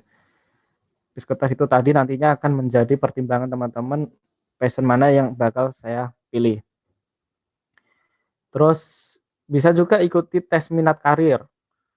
Kan di karir UNES kan kayaknya sering juga ya mengadakan tes minat karir kan. Nah, itu teman-teman bisa ikuti aja. Di situ nanti hasilnya akan menjadi dasar teman-teman untuk memilih dan mengembangkan passion teman-teman. Kemudian cari mentor dan konsultasi. Nah, di sini saya juga mencari mentor mana yang kiranya bisa membantu saya mengembangkan passion saya. Ada beberapa mentor yang tentunya dari orang-orang sekitar saya yang bisa membantu menasihati saya jika saya ingin mengembangkan passion saya, dan mungkin kalau saya salah arah itu bisa ditegur, dinasihati. Nah, itu fungsi dari mentor. biar teman-teman tidak terjerumuslah ke hal-hal yang negatif. Jadi pengembangan passion itu biasanya memang memerlukan pendamping, karena ketika kita mengembangkan passion itu kadang kita kelewatan batas. Kelewatan batas ya, karena memang yang sudah saya sampaikan tadi, ketika teman di masa fase itu kalian harus rakus.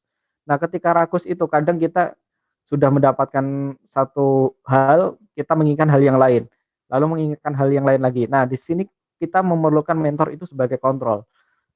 Kita memerlukan masukannya, kita memerlukan nasihatnya, kita memerlukan pemikirannya, kita memerlukan ide-idenya. Nah, itu yang perlu teman-teman temukan. Terus yang terakhir, belajar. Karena belajar ini sangat penting. Belajar apapun tentang hal-hal yang bisa kita serap, kita pelajari semuanya. Yang terkhusus adalah berkaitan tentang passion kita. Kalau memang seperti saya mengembangkan passion saya di dunia YouTube. Berarti saya harus belajar apapun itu tentang YouTube. Berkaitan tentang pengembangan channel, tentang search engine operation, SEO, terus SEM, terus berkaitan tentang desain grafis. Nah, belajar semuanya. Belajar berkaitan tentang apa yang tentunya berkaitan tentang passion kita. Apapun itu. Kalau teman-teman sudah menentukan passion tentang bola, bermain bola, sepak bola, berarti teman-teman juga harus belajar tentang teknik-teknik bola, strategi tentang penyerangan, strategi tentang permainan, terus mengenal orang-orang yang berkaitan tentang sepak bola, terus belajar dari mentor atau pelatih yang profesional kayak gitu kan, yang mungkin dianggap oleh teman-teman itu, oh orang ini bisa membantu kita dan bisa memberi ilmu kepada kita. Nah, seperti itu ya. Dan setelah teman-teman sudah menentukan passion teman-teman itu di mana, lalu teman-teman bisa ikuti dan jalani passion itu. Walaupun di sini banyak sih ada orang yang mungkin galau atau masih bimbang, ini passion saya atau tidak ya, ini passion gue atau enggak ya, kayak gitu. Dan itu juga pernah saya alami. Oh, ini ada passion gua apa enggak ya, tapi gua jalani tapi kok belum ada hasilnya, kayak gitu kan. Nah, sebenarnya ketika teman-teman semua galau atau bimbang di sini, itu adalah hal yang wajar. Menurut saya itu adalah hal yang wajar. Tapi bimbang tadi jangan terlalu lama, karena itu nanti akan memakan waktu teman-teman dalam fase tertentu ya. Kalau memang nanti malah terlalu bingung, memakan waktu, nanti kalian udah kemakan waktu, tapi passion kalian belum ditentukan. Nah, bahaya kan. Jadi waktu kalian untuk mengembangkan passion itu nanti malah nggak ada. Nah, di sini nanti ketika kita mengembangkan passion itu ada beberapa pertimbangan yang masuk yang nantinya akan membuat kita bimbang, seperti passion atau gaji sih. Terus ikuti orang tua, pacar atau orang yang terdekat kita. Lalu mana yang harus kita ikuti? Menurut David Hume, seorang filsuf Yunani lagi, David Hume, passion drive knowledge. Passion menentukan motivasi. Jadi intinya ketika kalian bimbang menentukan passion, ikuti kata hati kalian, ikuti passion itu sendiri. Karena passion itu yang akan menentukan motivasi kalian.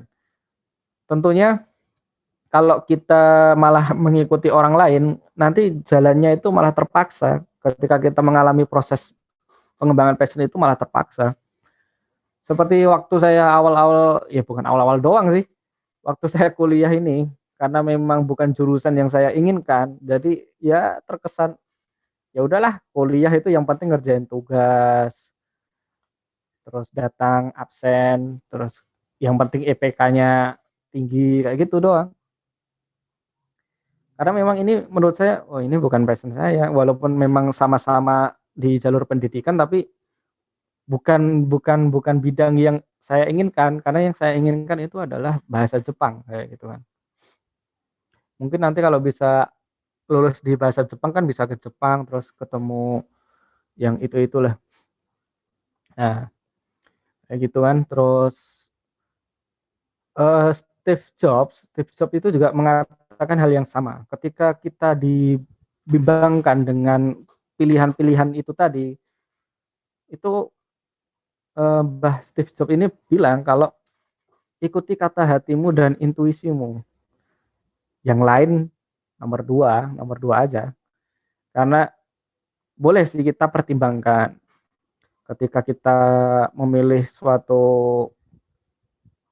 pilihan jurusan, misalnya jurusan kampus, jurusan perkuliahan, kita kan di mesti orang tua itu mesti ikut campur tangan lah, ikut memilihkan, walaupun tidak diminta pasti tetap memilihkan. Di situ kita boleh mempertimbangkan, tapi kalau bisa ikuti kata hatimu, ikuti intuisimu, karena nanti secara langsung itu kita yang bakal menjalani apa yang kita pilih. Karena seharusnya dan ini yang dikatakan orang tua saya dulu. Ketika saya masuk kuliah di semester 1 sampai 3 itu orang tua saya melihat bahwa saya tidak maksimal di kampus ini, di bidang yang saya pelajari saat ini. Dan mereka menawarkan untuk saya pindah jurusan. Tapi karena wis kadung gupak sih, wis kadung jeblok, wis kadung teles. Ya udah saya jalani aja kayak gituan. Tapi lagi terpaksa, jadi serba terpaksa. Tapi di sini saya tetap mempelajari passion yang saya inginkan. Yakni berkaitan tentang literasi. Terus saya juga belajar bahasa Jepang juga kan, dan budaya-budayanya. Ya gitu.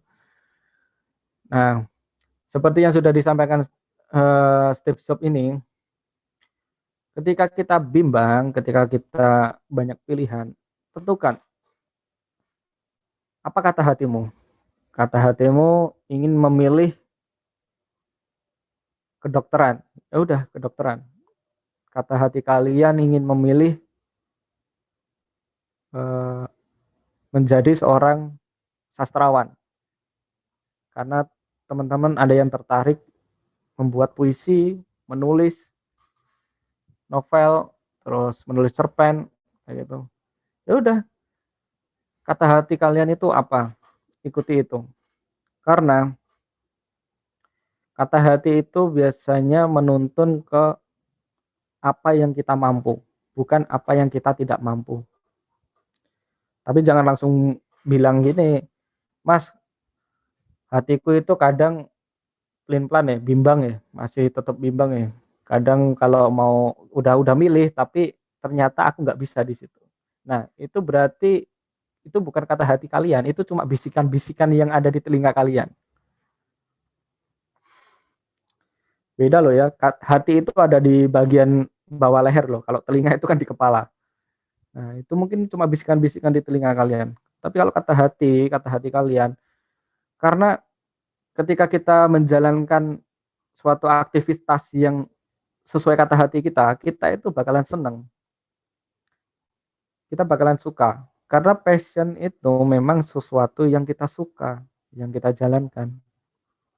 Kalau tidak suka, terpaksa, ya seperti yang saya alami tadi. Yang penting masuk, yang penting ngerjain tugas, yang penting lulus kayak gitu. Nah, dan nggak ada hasilnya. Hasilnya ya cuma yang penting lulus itu tadi. Nah, setelah kalian sudah mengikuti dan menjalankan passion kalian, tentunya harus dijalankan semaksimal mungkin ya. tapi harus sesuai koridornya. Karena passion itu ada batasnya. Seperti yang disampaikan Friedrich Nietzsche, jangan berpikir passion itu menyelesaikan segalanya. Enggak. Seperti yang sudah saya alami saat ini di YouTube. Mungkin tahun 2010 YouTube blogger itu masih enak ya, masih segar. Karena memang YouTube dan blogger pada waktu itu tidak begitu seketat sekarang. Yang banyak aturannya, banyak kebijakannya, terus banyak pesaingnya. Nah, jadi YouTube itu enggak YouTube itu sekarang harus ditaati aturan-aturannya itu banyak banget. Dan waktu itu kalau kita mengembangkan YouTube itu sangat mudah. Jadi teman-teman tinggal membuat video udah bisa dipasangi iklan. Tapi kalau sekarang kita harus menaati banyak banget aturannya. Jadi passion yang mungkin saat ini saya temukan terus diterapkan pada tahun 2010 atau 2012 itu mungkin bisa menghasilkan banyak. Cuma kalau saat ini ya tidak menyelesaikan segalanya, harus tetap cari yang lain seperti menjadi pembicara atau yang lain sebagainya. Nah, tapi tetap ada satu koridor, yakni storytelling, mengedukasi dan meliterasi orang-orang kayak gitu. Nah, jadi di sini teman-teman harus mengetahui ya, batas passion teman-teman itu seperti apa. Jadi boleh rakus, cuma harus ada batasnya. Karena nanti takutnya itu kita tidak terarah terus kita kepleset dan menganggap wah, kita udah maksimal nih di passion kita, tapi ternyata masih gagal juga. Nah, di situ tadi adalah faktor-faktor yang di atas, yang seperti mentor, terus kita harus memilih dan mengikuti, terus mengetahui batasan passion kita, itu diterapkan. Jadi teman-teman ini harus mulai ini ya, mulai mengetahui lah batasan-batasan passionnya itu seperti apa. Jadi biar nggak kelewatan. Setelah itu poin keempat, ketika kita ingin mengembangkan passion kita perlu belajar lagi. Belajar, saya sering banget yang mengatakan belajar, karena memang belajar ini sampai nanti kita di akhir hayat, kita harus tetap belajar apapun. Dan belajar ini bisa dari manapun, dari pintu manapun boleh. Dari pintu manapun, bisa lewat jendela, kalau mau loncat, itu nggak apa-apa. Yang penting belajar apapun. Apa yang bisa kita pelajari, apa yang bisa kita serap. Apapun itu, walaupun kita masih SMP, walaupun kita udah di bangku kuliah, walaupun kita udah di dunia kerja, walaupun kita udah pensiun, kita harus tetap belajar. Karena menurut agama saya ya, di agama Islam itu belajar itu harus sampai akhir hayat. Itu harus tetap belajar. Dan belajar ini kalau menurut saya ketika kita mengembangkan passion, kita harus memiliki seorang figur atau orang yang kita idamkan. Di sini ada dua orang yang saya sangat idamkan dan saya sudah ketemu salah satunya yaitu Bob Sadino. Saya pernah ketemu beliau waktu di seminar di Solo Tigo, saya pernah bertemu. Dan di sini saya memetik satu kata yang menurut saya, bukan kata ya, kalimat ya. Satu petikan kalimat yang menurut saya itu cukup menusuk untuk saya dan saya harap juga sangat membekas untuk teman-teman semua.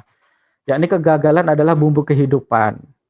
Jadi teman-teman, jika gagal itu adalah yaitu bumbu kehidupan, dan kegagalan itu bisa membuat kita menjadi manusia yang tangguh. Nah, benar gak ya? Saya rasa ini benar ya, karena memang ketika kita gagal, kita tentu akan bangkit, terus kita akan menggempur lagi, mencoba lagi, sampai kita berhasil. Termasuk di pengembangan passion ini. Pengembangan passion, ketika kita udah memilih satu passion terus kita gagal di passion itu 1 kali, 2 kali, 3 kali, terus kita apa mau stop? Kayaknya enggak deh. Saya harap malah jangan stop. Kalau memang kalian udah cocok di passion itu kan, terus gempur sampai kalian expert di passion itu. Sampai kalian expert, sampai kalian bisa memberi manfaat kepada orang lain, sampai kalian bisa menghasilkan suatu karya.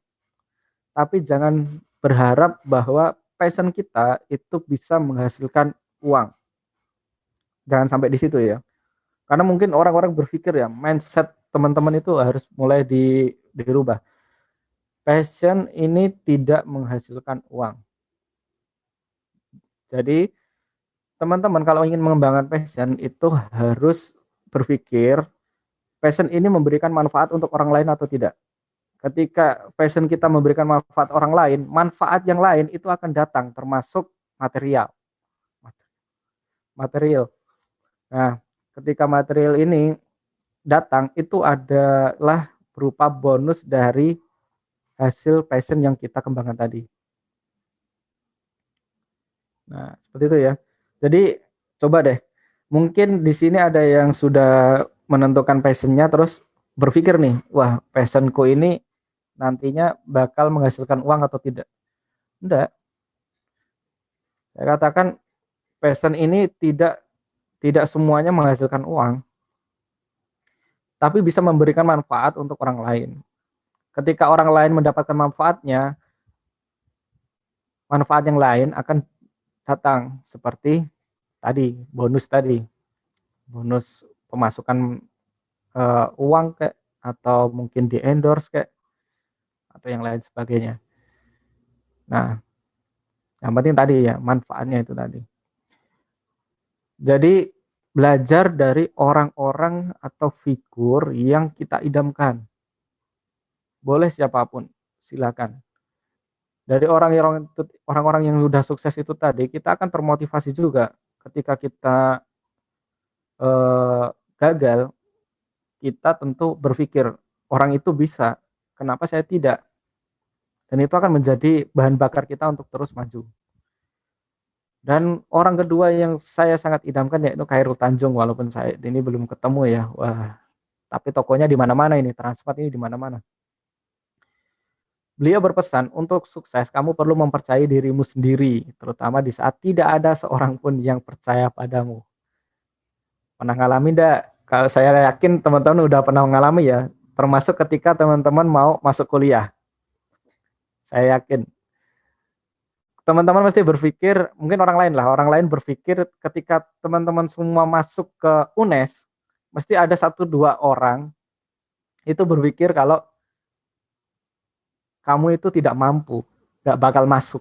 Senam PTN itu susah. UM itu susah kayak gitu. Pesaingnya banyak. Ya. Banyak orang yang mungkin tidak percaya terhadap kemampuan kita. Tapi ketika kita memiliki target hidup yang bermakna tadi, kita akan terus maju tanpa memperdulikan apa yang ada di bisikan kanan kiri kita. Biarkan saja bisikan-bisikan itu. Kalau kita percaya diri, kita akan terus maju sampai titik yang kita tuju. Saya jadi ingat pesan dari salah satu dosen mata kuliah umum saya dulu, psikologi pendidikan. Beliau itu pernah berpesan kepada mahasiswanya, termasuk saya, ketika ingin mencapai suatu tujuan, terus kita berhenti di satu titik, yakinkan kepada diri kita bahwa yang kita tuju itu bukan di sini, tapi di depan sana. Jadi kita nanti akan semangat untuk terus berjalan menuju ke target hidup yang kita tuju. Nah, itu yang akan menjadi bahan bakar kita untuk mengembangkan passion kita. Karena kita sudah memiliki passion nih, tapi kita sering mengalami hal-hal yang kurang enak ketika kita mengembangkan passionnya. Jadi kita harus tetap berjalan nih untuk mencapai satu titik itu. Nah, itu motivasinya. kayak gitu ya. Terus kita juga bisa mengupgrade skill kita. Ketika kita sudah menemukan passion kita harus mulai belajar lagi untuk mengupgrade skill dari passion kita tadi. Jadi ketika saya sudah menemukan, contohnya seperti ini ya, sudah menemukan passion saya di dunia per-YouTubean, saya sudah membuat sekitar 60-an video sudah saya upload di channel saya. Apakah saya langsung udah selesai? Berarti udah selesai. Ketika sudah bikin video, upload, udah selesai. Enggak seperti itu ya. Jadi banyak banget hal-hal yang bisa kita upgrade lagi. Entah itu perlengkapannya, entah itu skillnya, skill editingnya, itu saya harus belajar lagi. Kita upgrade dari orang-orang yang juga ada di sekitar kita yang masih memiliki satu ketertarikan yang sama. Yang nanti kita bisa ajak untuk ke poin yang kelima, diskusi dan sharing. Jadi nantinya ketika kita sudah menemukan passion yang sudah kita pilih, kita tentukan, dan kita tekuni, terus kita mengalami hal-hal yang kurang enak, terus kita buntu nih, kita mau ngapain sih? Saya udah lelah di sini, kita bingung mau ngapain setelah ini. Nah, di sini diskusi dan sharing dengan orang-orang yang satu passion, yang satu ketertarikan, itu sangat diperlukan. Jadi kalian perlu komunikasi dan diskusi dengan orang-orang yang memiliki ketertarikan yang sama dengan satu passion yang sama dengan kita. Yang nantinya itu nanti kita akan bisa sharing yang namanya ide-ide baru, terus pengetahuan-pengetahuan baru, dan bisa juga kita bahkan upgrade skill untuk bersama-sama untuk mencapai tujuan hidup yang kita tentukan tadi. Nah, mungkin sampai di sini ya. Sampai di sini kita udah panjang lebar ngomongin passion. Dan yang saya ingin sampaikan ke teman-teman semua, yakinkan pada diri kita sendiri bahwa kalau kita ini bisa untuk ngapain aja lah. Kalau memang saat ini teman-teman ini sedang ada yang juga membangun channel YouTube atau mungkin bahkan membangun fanspage di Facebook atau membangun Instagram teman-teman biar bisa lebih produktif dan belum menghasilkan apapun, saya tekankan ke teman-teman lanjutkan. Karena teman-teman semua bisa mencapai apa yang teman-teman targetkan saat ini. Kalau berkaitan tentang YouTube, berarti teman-teman nanti bisa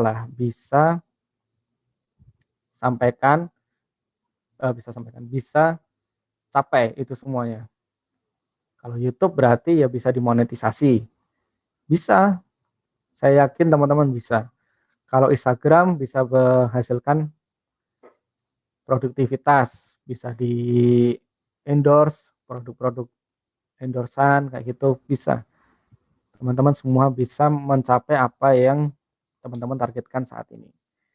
Nah, mungkin sampai di sini yang bisa saya sampaikan. Jika nanti ada yang ingin ditanyakan berkaitan tentang pengembangan passion atau tentang YouTube yang saya bahasanya sedikit tadi, teman-teman bisa bertanya di kolom chat atau bisa on mic virtual karena memang ini menggunakan Zoom.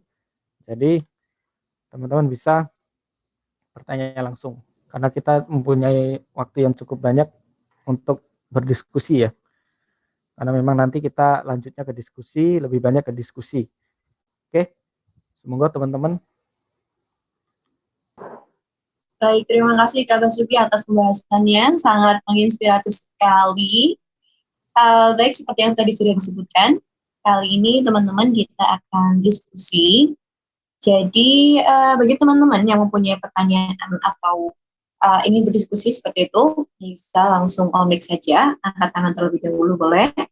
atau unmute langsung, atau bisa menuliskannya di room chat. Nanti akan kami bacakan. Baik, saya persilakan kepada teman-teman.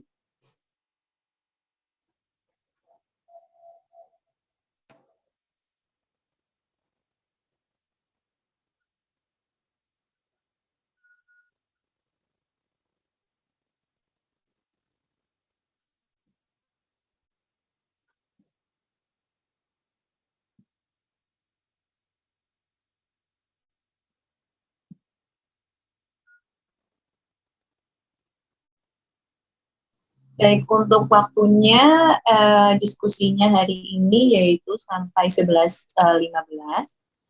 Jadi masih ada waktu setengah jam lebih ya teman-teman, jangan khawatir. Langsung saja bisa unmute atau menuliskannya di room chat.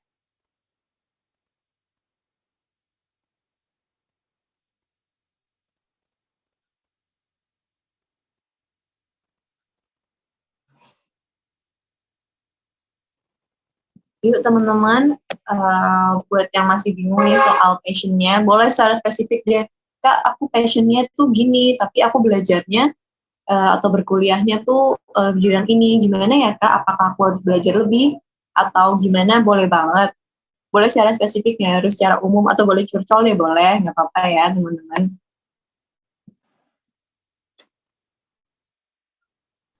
Berarti sama-sama aku ya, kuliahnya di mana, tapi passionnya di mana. Betul Kak, biasanya memang yang jadi isu utama seperti itu ya, yang bikin bingung anak-anak usia 20-an itu. Ya, betul, mengidentifikasi diri itu memang sulit. Halo Kak, saya izin bertanya boleh? Boleh, silakan. Oke, terima kasih. Mohon maaf sebelumnya belum bisa on kamera. Perkenalkan, nama saya Fitrianisi dari jurusan Pendidikan Sosiologi dan Antropologi. Nah, yang ingin saya tanyakan nih Kak, selama saya mencoba mengenali diri saya dan belajar menemukan passion saya itu merasa di hari ini saya merasa mempunyai passion ini. Kemudian beberapa hari kemudian merasa menemukan passion yang baru seperti itu. Dari hal itu, apakah seseorang itu bisa memiliki passion lebih dari satu, atau memang karena saya belum bisa benar-benar mengetahui diri saya dan apa yang saya bisa, seperti itu Kak. Mohon penjelasannya. Terima kasih.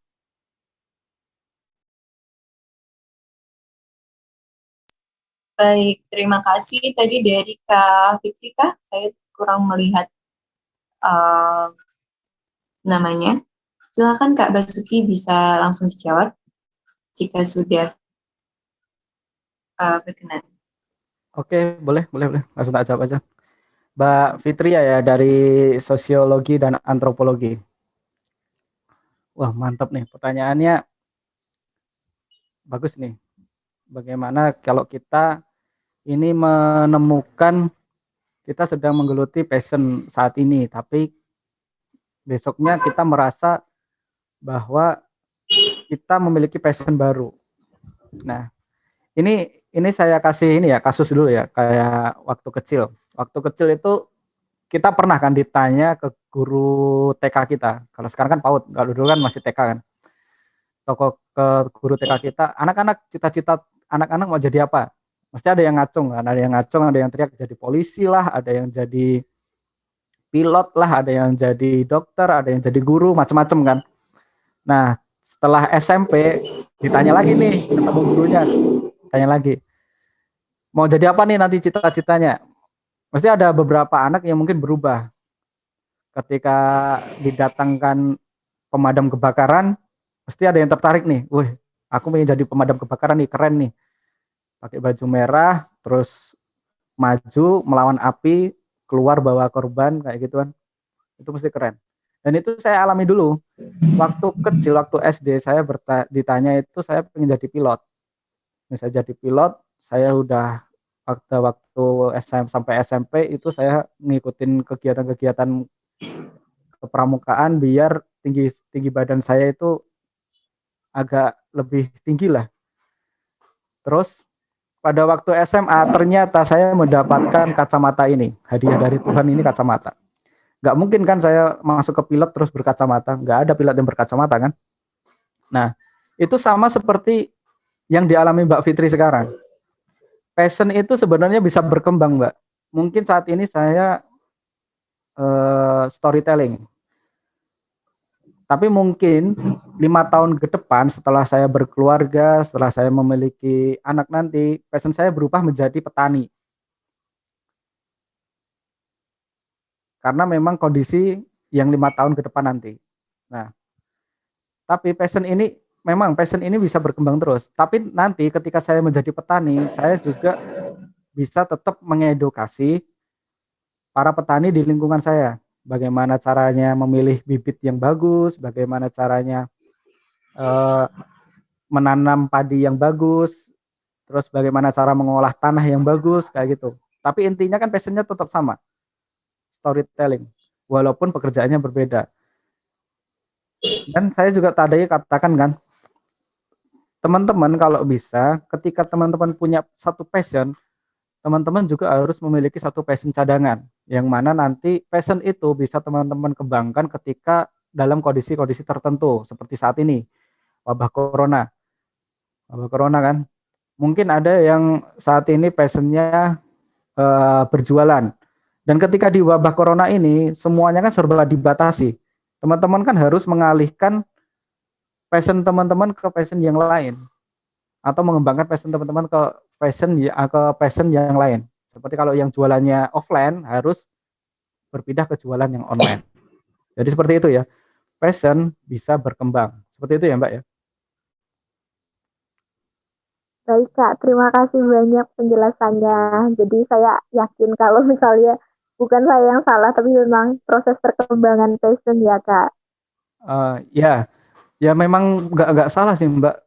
Ketika kita memilih passion, kita menentukan itu ya, ada proses yang memang harus kita jalani, dan itu bisa berkembang di titik-titik tertentu. Nah, seperti itu. Jadi mulai saat ini Mbak mulai itulah, tentukan dulu lah, bisa berkembang atau tidak nanti. Ya. Oke, baik. Terima kasih Kak Basuki jawabannya. Sama-sama Mbak. Baik, terima kasih Kak Fitri dan Kak Basuki. Sekarang saya mau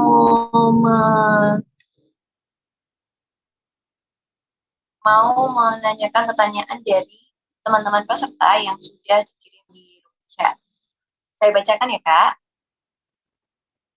Dari Kak Majid Abdul Ghafur, izin bertanya, saya Majid Abdul Ghafur dari UNES. Ketika kita menyukai semua pekerjaan apapun, tetapi dengan orang tua kurang begitu direstui di pekerjaan tertentu, apa yang bisa saya lakukan? Misalnya saya passionnya ini di kuliner, tapi orang tua lebih suka saya kerjanya di kantoran atau PNS, dan saya kuliahnya di jurusan akuntansi. Baik, silakan Kak Basuki bisa menjawab pertanyaan dari Kak Majid. Halo Mas Majid. Aduh, gimana ya? Memang benar sih.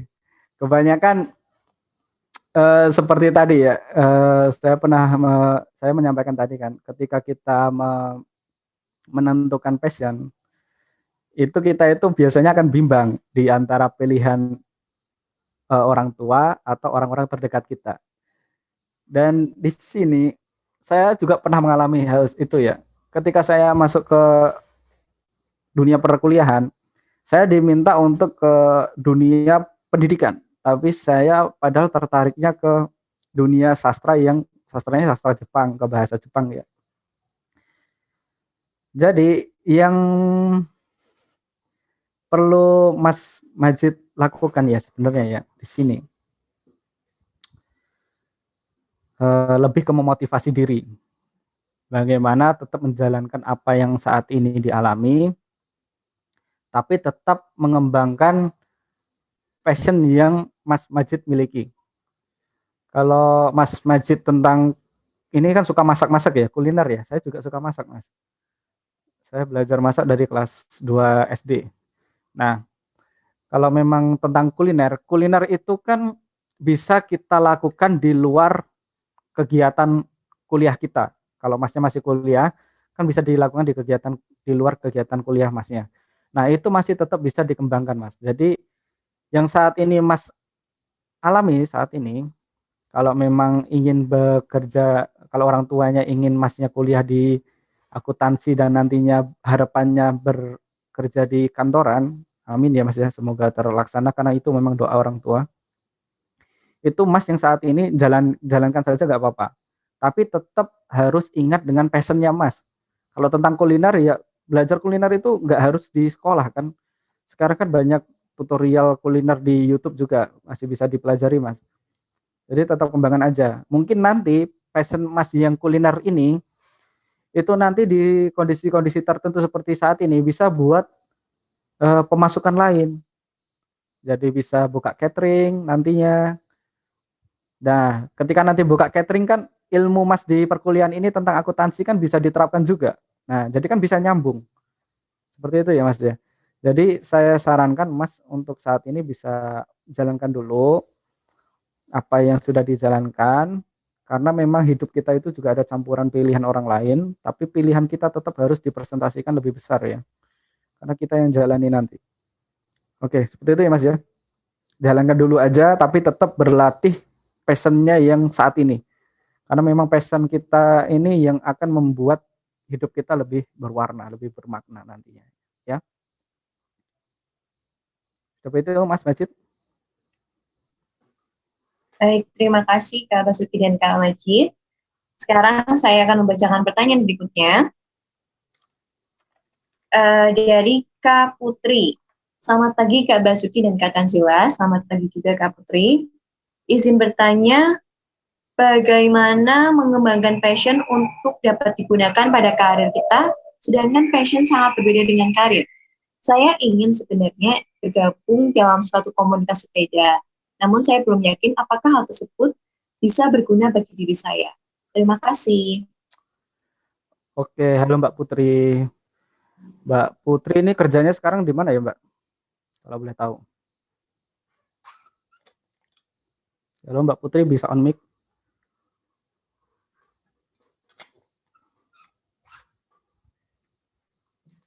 Mbak Putri mana ya? Oke, ya udahlah tak jawab aja. Mengembangkan passion yang dapat digunakan di karir ya. Kalau passion itu biasanya memang bisa diarahkan ke karir biasanya. Tapi kalau kita tidak kebetulan kita ternyata pekerjaannya bertabrakan dengan karir. Kalau saya sarankan Mbaknya pindah ke sesuai yang dengan passion Mbaknya. Pindah ya. Pindah itu bisa dalam artian apapun, bisa mendirikan usaha sendiri sesuai dengan passion Mbak atau memang pindah ke pekerjaan yang sesuai dengan passion Mbak. Karena nantinya ketika kita bekerja dengan pekerjaan yang tidak sesuai passion kita, kita itu akan bekerja dengan apa adanya. Yang penting kerja, absen masuk, mengerjakan deadline-nya, terus dapat gaji pulang. Kayak gitu doang. Jadi kita nggak ada target. Ketika kita kerja itu kita nggak ada target. Biasanya kalau orang kerja yang sesuai passion-nya itu biasanya mereka akan dengan senang hati bekerja di perusahaannya, lalu mereka akan menargetkan hasil yang akan mereka dapatkan nanti. Misalnya, ketika saya bekerja di perusahaan Pertamina misalnya ya, saya kan misal bekerja di Pertamina dan itu sesuai dengan passion dan posisi saya. Otomatis saya akan menargetkan saya ingin naik ke target berikutnya, ke posisi berikutnya sampai ke posisi yang saya inginkan. Nah, itu kalau passion dan pekerjaan itu selaras atau satu bidang lah. Tapi kalau nantinya bertubrukan, otomatis ya itu tadi, kita hanya bekerja sesuai dengan apa adanya. Nggak dengan hati lah. Karena passion itu adalah aktivitas yang dilakukan dengan hati, sesuai keinginan hati kita. Tapi kalau nggak sesuai ya itu tadi, adanya. Jadi seperti itu ya Mbak, kalau memang Mbaknya bingung, passion itu bertabrakan dengan pekerjaan kita, ya udah kalau saya sarankan Mbak bisa pindah ke pekerjaan yang sesuai passion Mbak. Tuh Mbak. Seperti itu ya Mbak ya. Mbak Putri, semoga bisa menjawab pertanyaan Mbak Putri. Tuh, Mbak. Baik, terima kasih jawabannya Kak Basuki dan juga pertanyaannya dari Kak Putri. Sekarang kita masih ada waktu, teman-teman peserta bisa kembali mengajukan pertanyaan di room chat atau langsung saja on mic dan mengajukan pertanyaannya bisa omkan. Silakan teman-teman.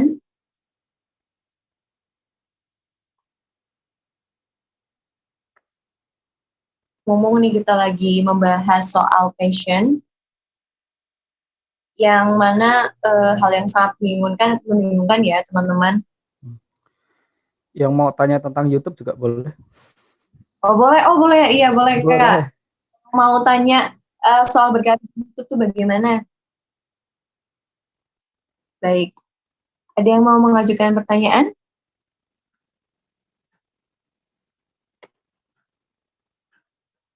Ya, tadi bagi teman-teman yang tertarik nih sama bidang profesinya Kak Basuki, yaitu di YouTube, bisa banget bertanya, atau minta tips dan triknya boleh banget.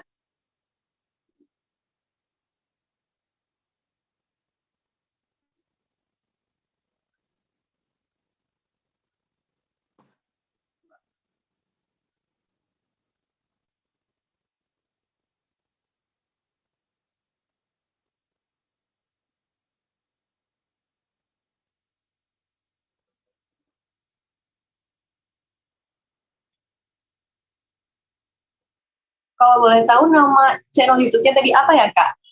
Itu benar bukan Mas Bas Strip IND? Ya benar, Mas Bas Strip IND. Itu apa? Sebenarnya channel baru itu, yang dulu itu namanya Mas Bas Indonesia. Cuma karena suatu eksiden dari kebijakan dari Google-nya kena banned, ya udah bikin baru lagi. Monggo kalau yang mau tanya tentang YouTube juga boleh. Bagaimana sih? Oke. Baik. Ini ada pertanyaan dari Kak Alim Ade Santoso, saya bacakan ya Kak. Bagaimana sih Kak cara nge-branding diri kita sesuai passion? Seperti passion saya di dunia outdoor traveling. Terima kasih. Oke, halo Mas Alim. Membranding diri berarti kita harus men-show-up diri kita. Jadi kalau Masnya punya kelebihan apa yang ada di diri kita, teman-teman semua ya. Ketika kita punya kelebihan apapun itulah, ketika kita punya skill, berkaitan tentang skill yang itu bisa kita tunjukkan ke orang, tunjukkan aja. Kalau misalnya Mas Alim ini kan punya passion di dunia outdoor traveling. Kalau saya bisa sarankan, Mas bisa buat video lah, manfaatkan teknologi informasi yang saat ini Mas. Yang saat ini bisa Mas gunakan untuk membuat konten, misalnya konten tentang outdoor traveling. Ini masih banyak banget Mas yang belum tahu ya, tentang outdoor traveling itu seperti apa. Outdoor traveling itu kan macam-macam toh, bisa hiking, bisa susur arum jeram dan lain sebagainya kan. Nah, itu Mas bisa buat konten yang berkaitan tentang itu yang bisa Mas sharing ke masyarakat. Bagaimana safety outdoor traveling itu seperti apa, keamanannya, terus tips and trick outdoor traveling itu seperti apa. Nah, itu kan banyak banget Mas. Kan banyak orang yang belum tahu keamanan pendakian gunung itu seperti apa. Ketika kita hipotermia itu kita harus ngapain itu, kita itu banyak orang yang belum tahu. Nah, di situ Mas bisa membuat konten yang berkaitan tentang itu yang bisa Mas share ke orang-orang. Yang nantinya orang-orang itu akan mengenal Mas itu sebagai seorang instruktur outdoor traveling. Nah, branding itu yang nantinya otomatis akan nempel ke Mas. Nah, seperti yang sudah saya alami saat ini kan, orang-orang itu ketika dulu mengenal Basuki itu ya cuma seorang penabuh bonang penerus di pendidikan bahasa Jawa. Kenalnya cuma itu doang. Tapi ketika saya mengikuti kegiatan dari BNPT RI, terus saya mengikuti kegiatan dari Mavindo, dan sekarang mengembangkan YouTube, orang-orang mengenalnya ya Basuki seorang YouTuber kayak gitu, seorang duta damai. Nah, itu branding yang akan nempel ke kita. Jadi ketika kita keluar, orang-orang itu mengenalnya, oh Basuki seorang YouTuber itu toh. Oh ya, orang-orang itu akan tahu. Nah, di sini Mas Alim ini bisa memanfaatkan itu, Mas. Bidangnya Mas kan passionnya tentang outdoor traveling. Nah, buatlah karya yang berkaitan tentang outdoor traveling yang bisa Mas share ke masyarakat, yang nantinya orang-orang itu akan mengetahui Mas itu sebagai instruktur atau orang yang paham tentang outdoor traveling. Nah, seperti itu Mas Alim, semoga bisa terjawab ya. Iya, Mas Basuki, terima kasih. Wih, fotonya tampan sekali Mas. Mantap.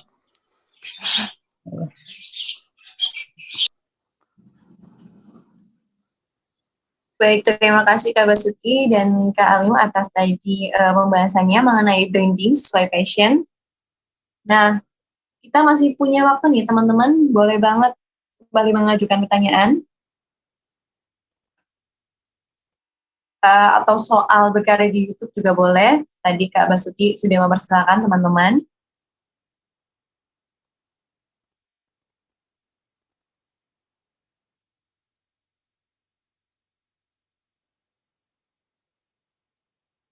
Bisa langsung on mic saja, tidak apa-apa.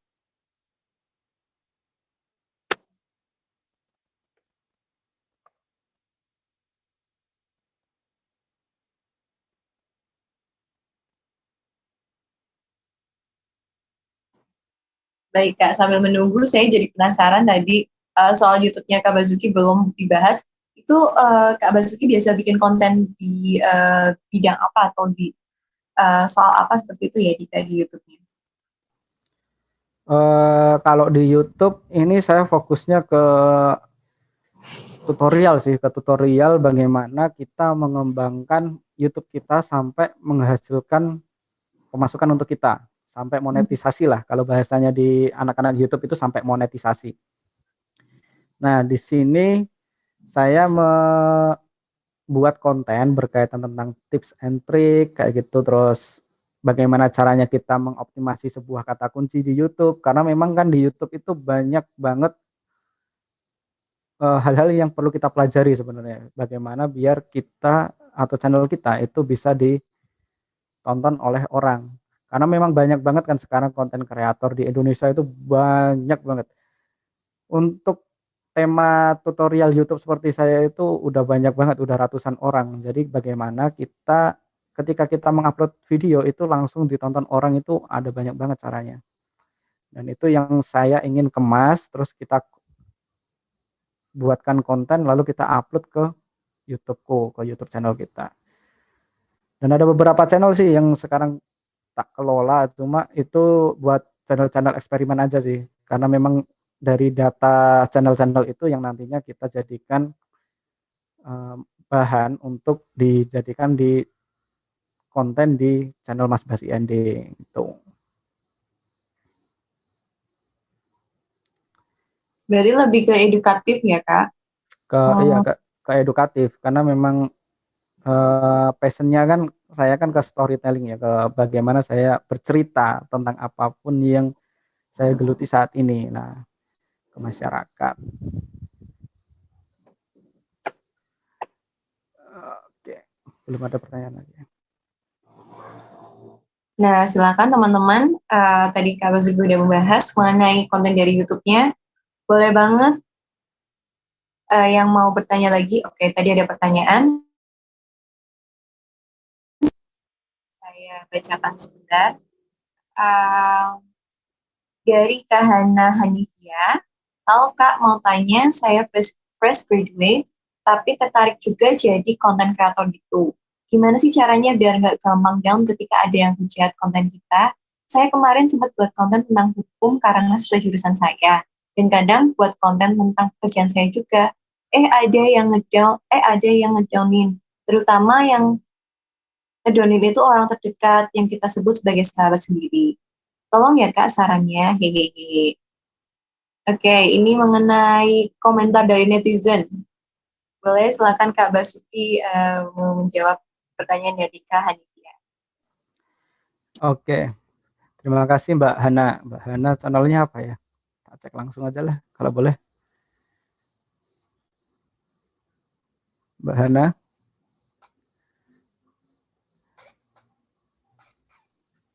Channelnya apa Mbak? Kalau boleh tak cek langsung aja. Sudah tutup Kak. Oke. Oke Mbak. Kalau buat ini ya, intinya ke komentar dari netizen ya. Karena menurut saya sih netizen Indonesia itu memang luar biasa ya. Udah banyak kejadian yang baru-baru ini yang mengikut sertakan netizen Indonesia. Kayak Dayana, terus siapa yang orang Korea yang rasis itu kan karena kekuatan netizen Indonesia ya. Terus bagaimana caranya kita biar nggak down ketika ada yang hujat konten kita? Mbak bisa cek konten saya beberapa juga ada yang itu ya, yang komentarnya juga kurang enak. Terus ada beberapa juga yang DM di Instagram sama di WhatsApp. Itu ada beberapa juga yang komentar sama ngechat itu kurang enak sih. Menurut saya kurang enak. Dan menurut saya komentar-komentar seperti itu selama itu masih dalam koridor yang masih bisa diterima sebagai saran, itu kita terima aja nggak apa-apa.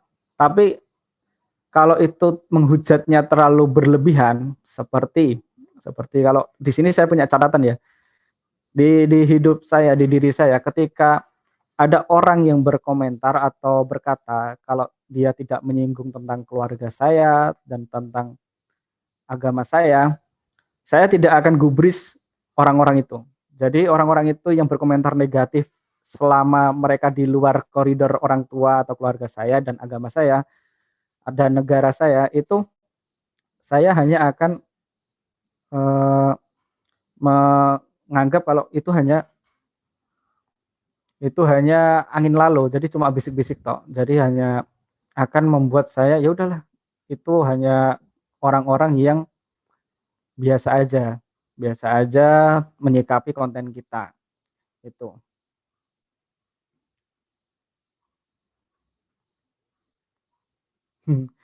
Dan ketika memang komentarnya itu kurang apa ya, terlalu menusuk ya, dan kita perlu menenangkan diri, ya udah tenangkan diri aja dulu nggak apa-apa Mbak, sampai di titik yang mana kita itu udah tenang dan kita bisa berkarya lagi.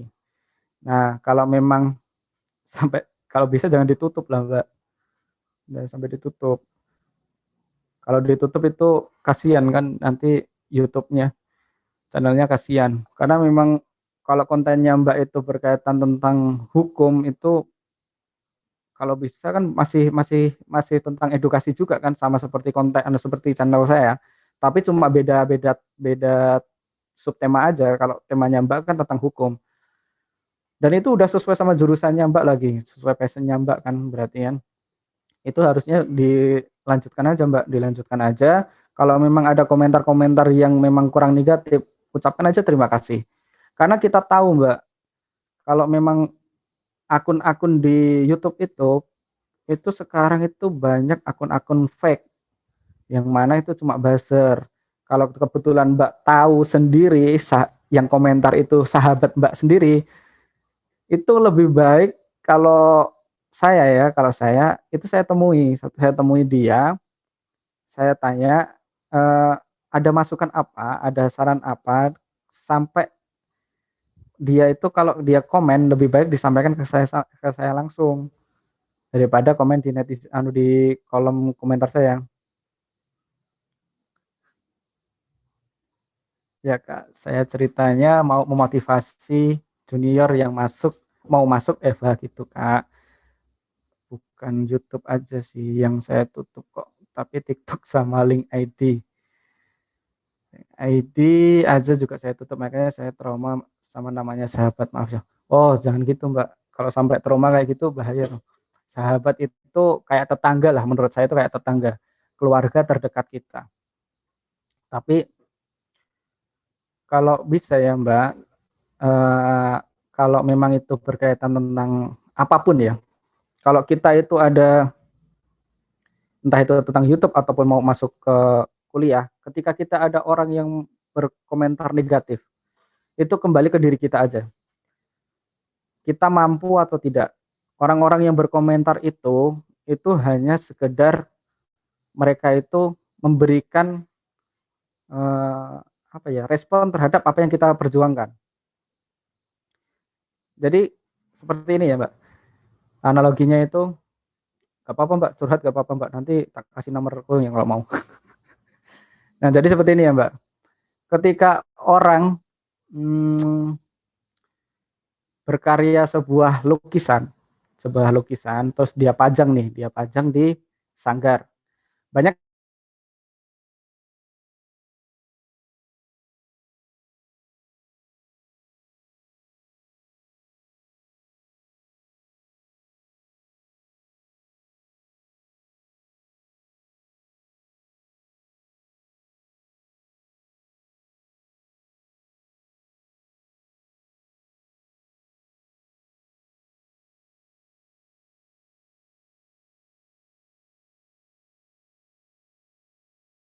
komentar tadi juga akan merespon lagi dengan yang kurang bagus juga. Tentu mereka akan berkomentar lain lagi kan. Nah, jadi kalau kita mengikuti komentar orang lain, ya otomatis kita malah jadi dikontrol orang lain. Bukan kita yang mengontrol hidup kita, tapi kita itu dikontrol orang lain. Jadi nggak seru dong Mbak kita hidupnya ya. Harusnya kita yang mengontrol hidup kita, mencari tantangan sendiri, tapi malah orang dengan komentar orang lain, jadi kita langsung bimbang. Itu malah jadi kita yang dikontrol orang lain. Jadi kalau Mbak sampai menutup akun media sosial Mbak, mending dibuka aja lah Mbak. Karena itu akan menjadikan media kita untuk memperkenalkan diri kita ke orang lain. Ini nggak apa-apa Mbak. Kalau ada yang berkomentar negatif selama itu nggak masuk ke koridor-koridor yang kita batasi, nggak apa-apa. Jadikan itu sebagai media untuk memotivasi kita menjadi lebih baik. Itu aja Mbak. Gimana Mbak Hana ya Mbak Hana? Dibuka Baik, aja Mbak. Terima kasih. Dibuka aja Mbak, YouTube-nya dibuka. Iya. YouTube-nya dibuka. Insya Allah bulan ini mau buka lagi. Oke. Lumayan loh Mbak, TikTok sekarang menghasilkan kok. Endorse-nya itu banyak. Iya Kak. Cuma kemarin tuh sempat ada komentar itu jadi ngedown itu. Banyak Mbak, netizen itu memang seperti itu. Jadi anggap aja mereka angin lalu. Nggak apa-apa. Iya Kak, siap. Ya, Terima kasih ya Kak. Ya, bismillah Mbak. Baik, terima kasih atas jawabannya dari Kak Basuki dan juga pertanyaannya dari Kak Hana. Sangat menginspirasi sekali sebenarnya ya, karena Kak Hana ini memang membuat konten edukatif untuk juniornya. Semoga kedepannya makin lancar lagi untuk konten-kontennya. Dan ngomong-ngomong soal trauma, bagi teman-teman yang memang butuh curhat atau butuh bantuan dari profesional, kami Pusat Pengembangan Karir dan Bimbingan Konseling menyediakan layanan konseling online yang caranya atau tata caranya teman-teman bisa melihat di IG kami di @karirness. Baik, karena waktunya sudah 11.11, saya akan membacakan pertanyaan terakhir yang sudah ada di kolom chat. Teman-teman peserta lain juga kami sudah berikan link presensinya di room chat yang nanti akan teman-teman isi. Baik, saya bacakan ya Kak untuk jawaban, mohon maaf untuk pertanyaan terakhirnya. Baik, ini dari Kak Muhammad Abdurrahman Saleh. Izin bertanya, sebelumnya saya juga memiliki channel Kak Basuki, cuman kelemahan saya tidak konsisten dalam membuat konten.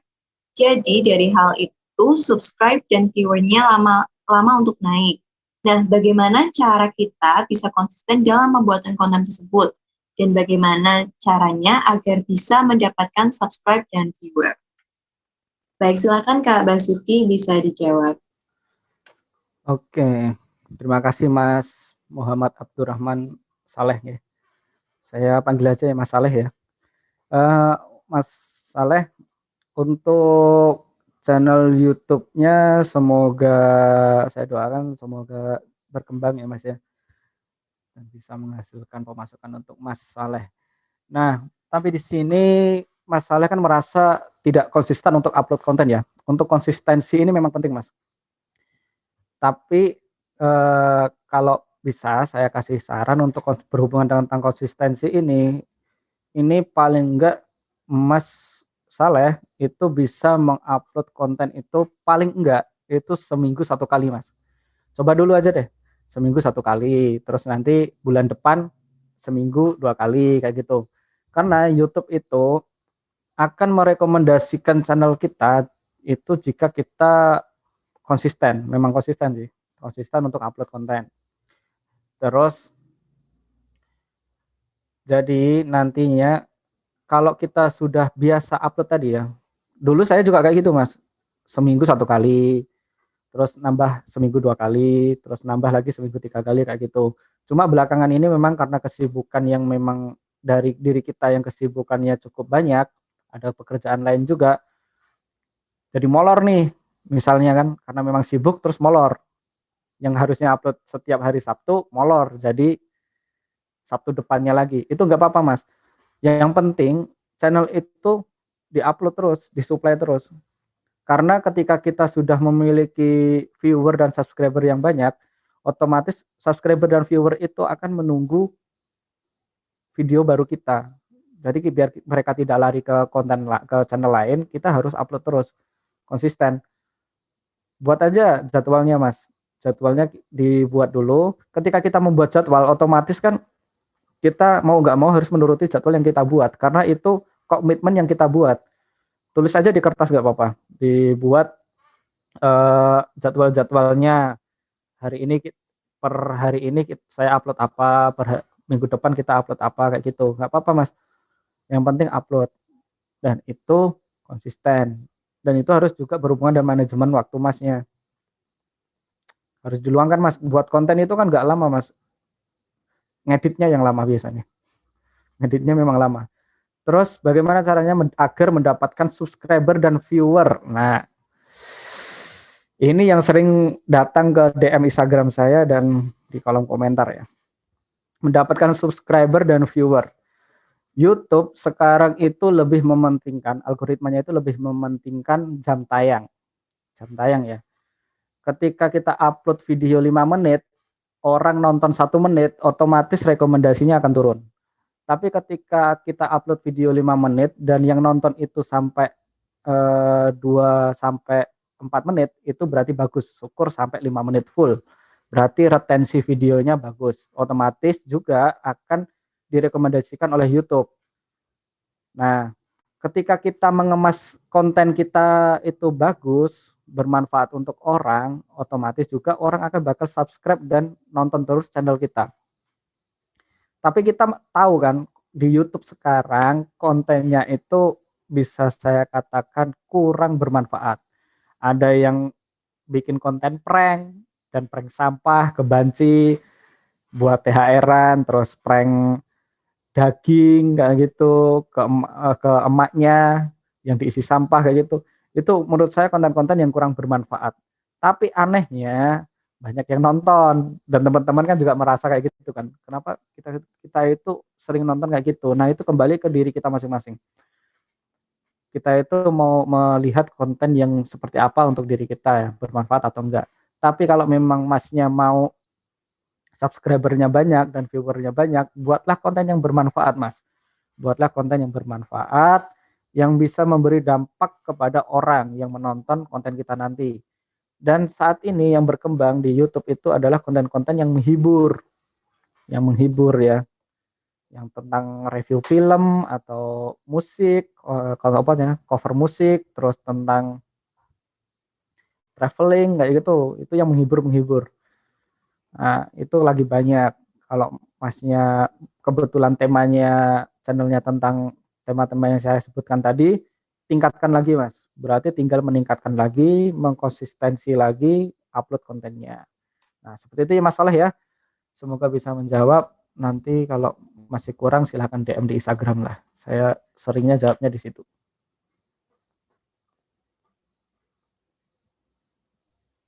Baik, terima kasih Kak Basuki atas jawabannya dan juga terima kasih teman-teman peserta atas sesi diskusinya tadi.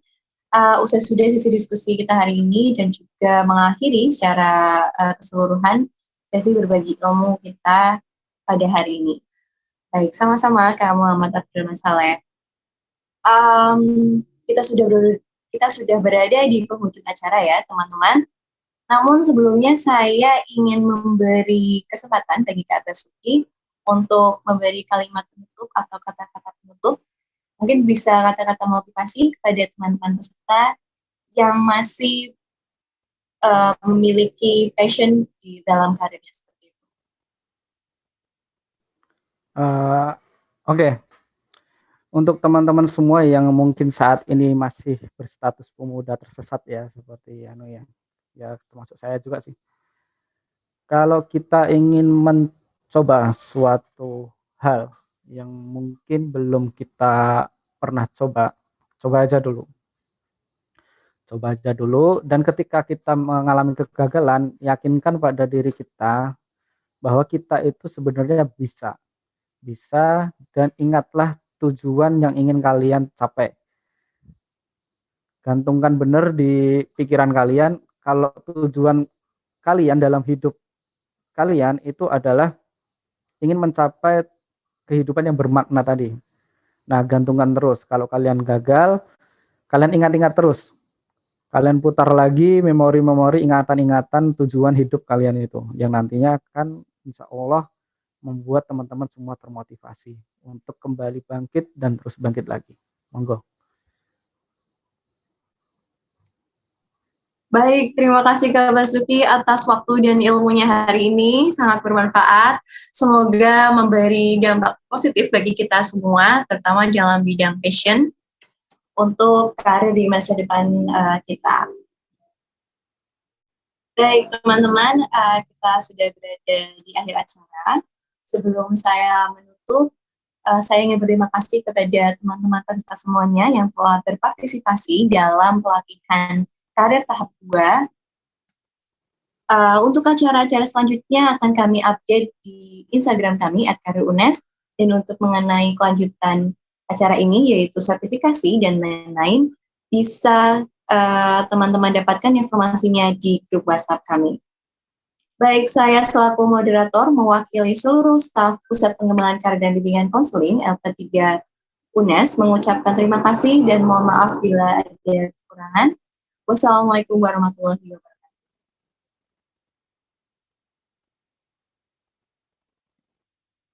Baik, mengingatkan sekali lagi juga teman-teman untuk link presensinya bisa diisi terlebih dahulu.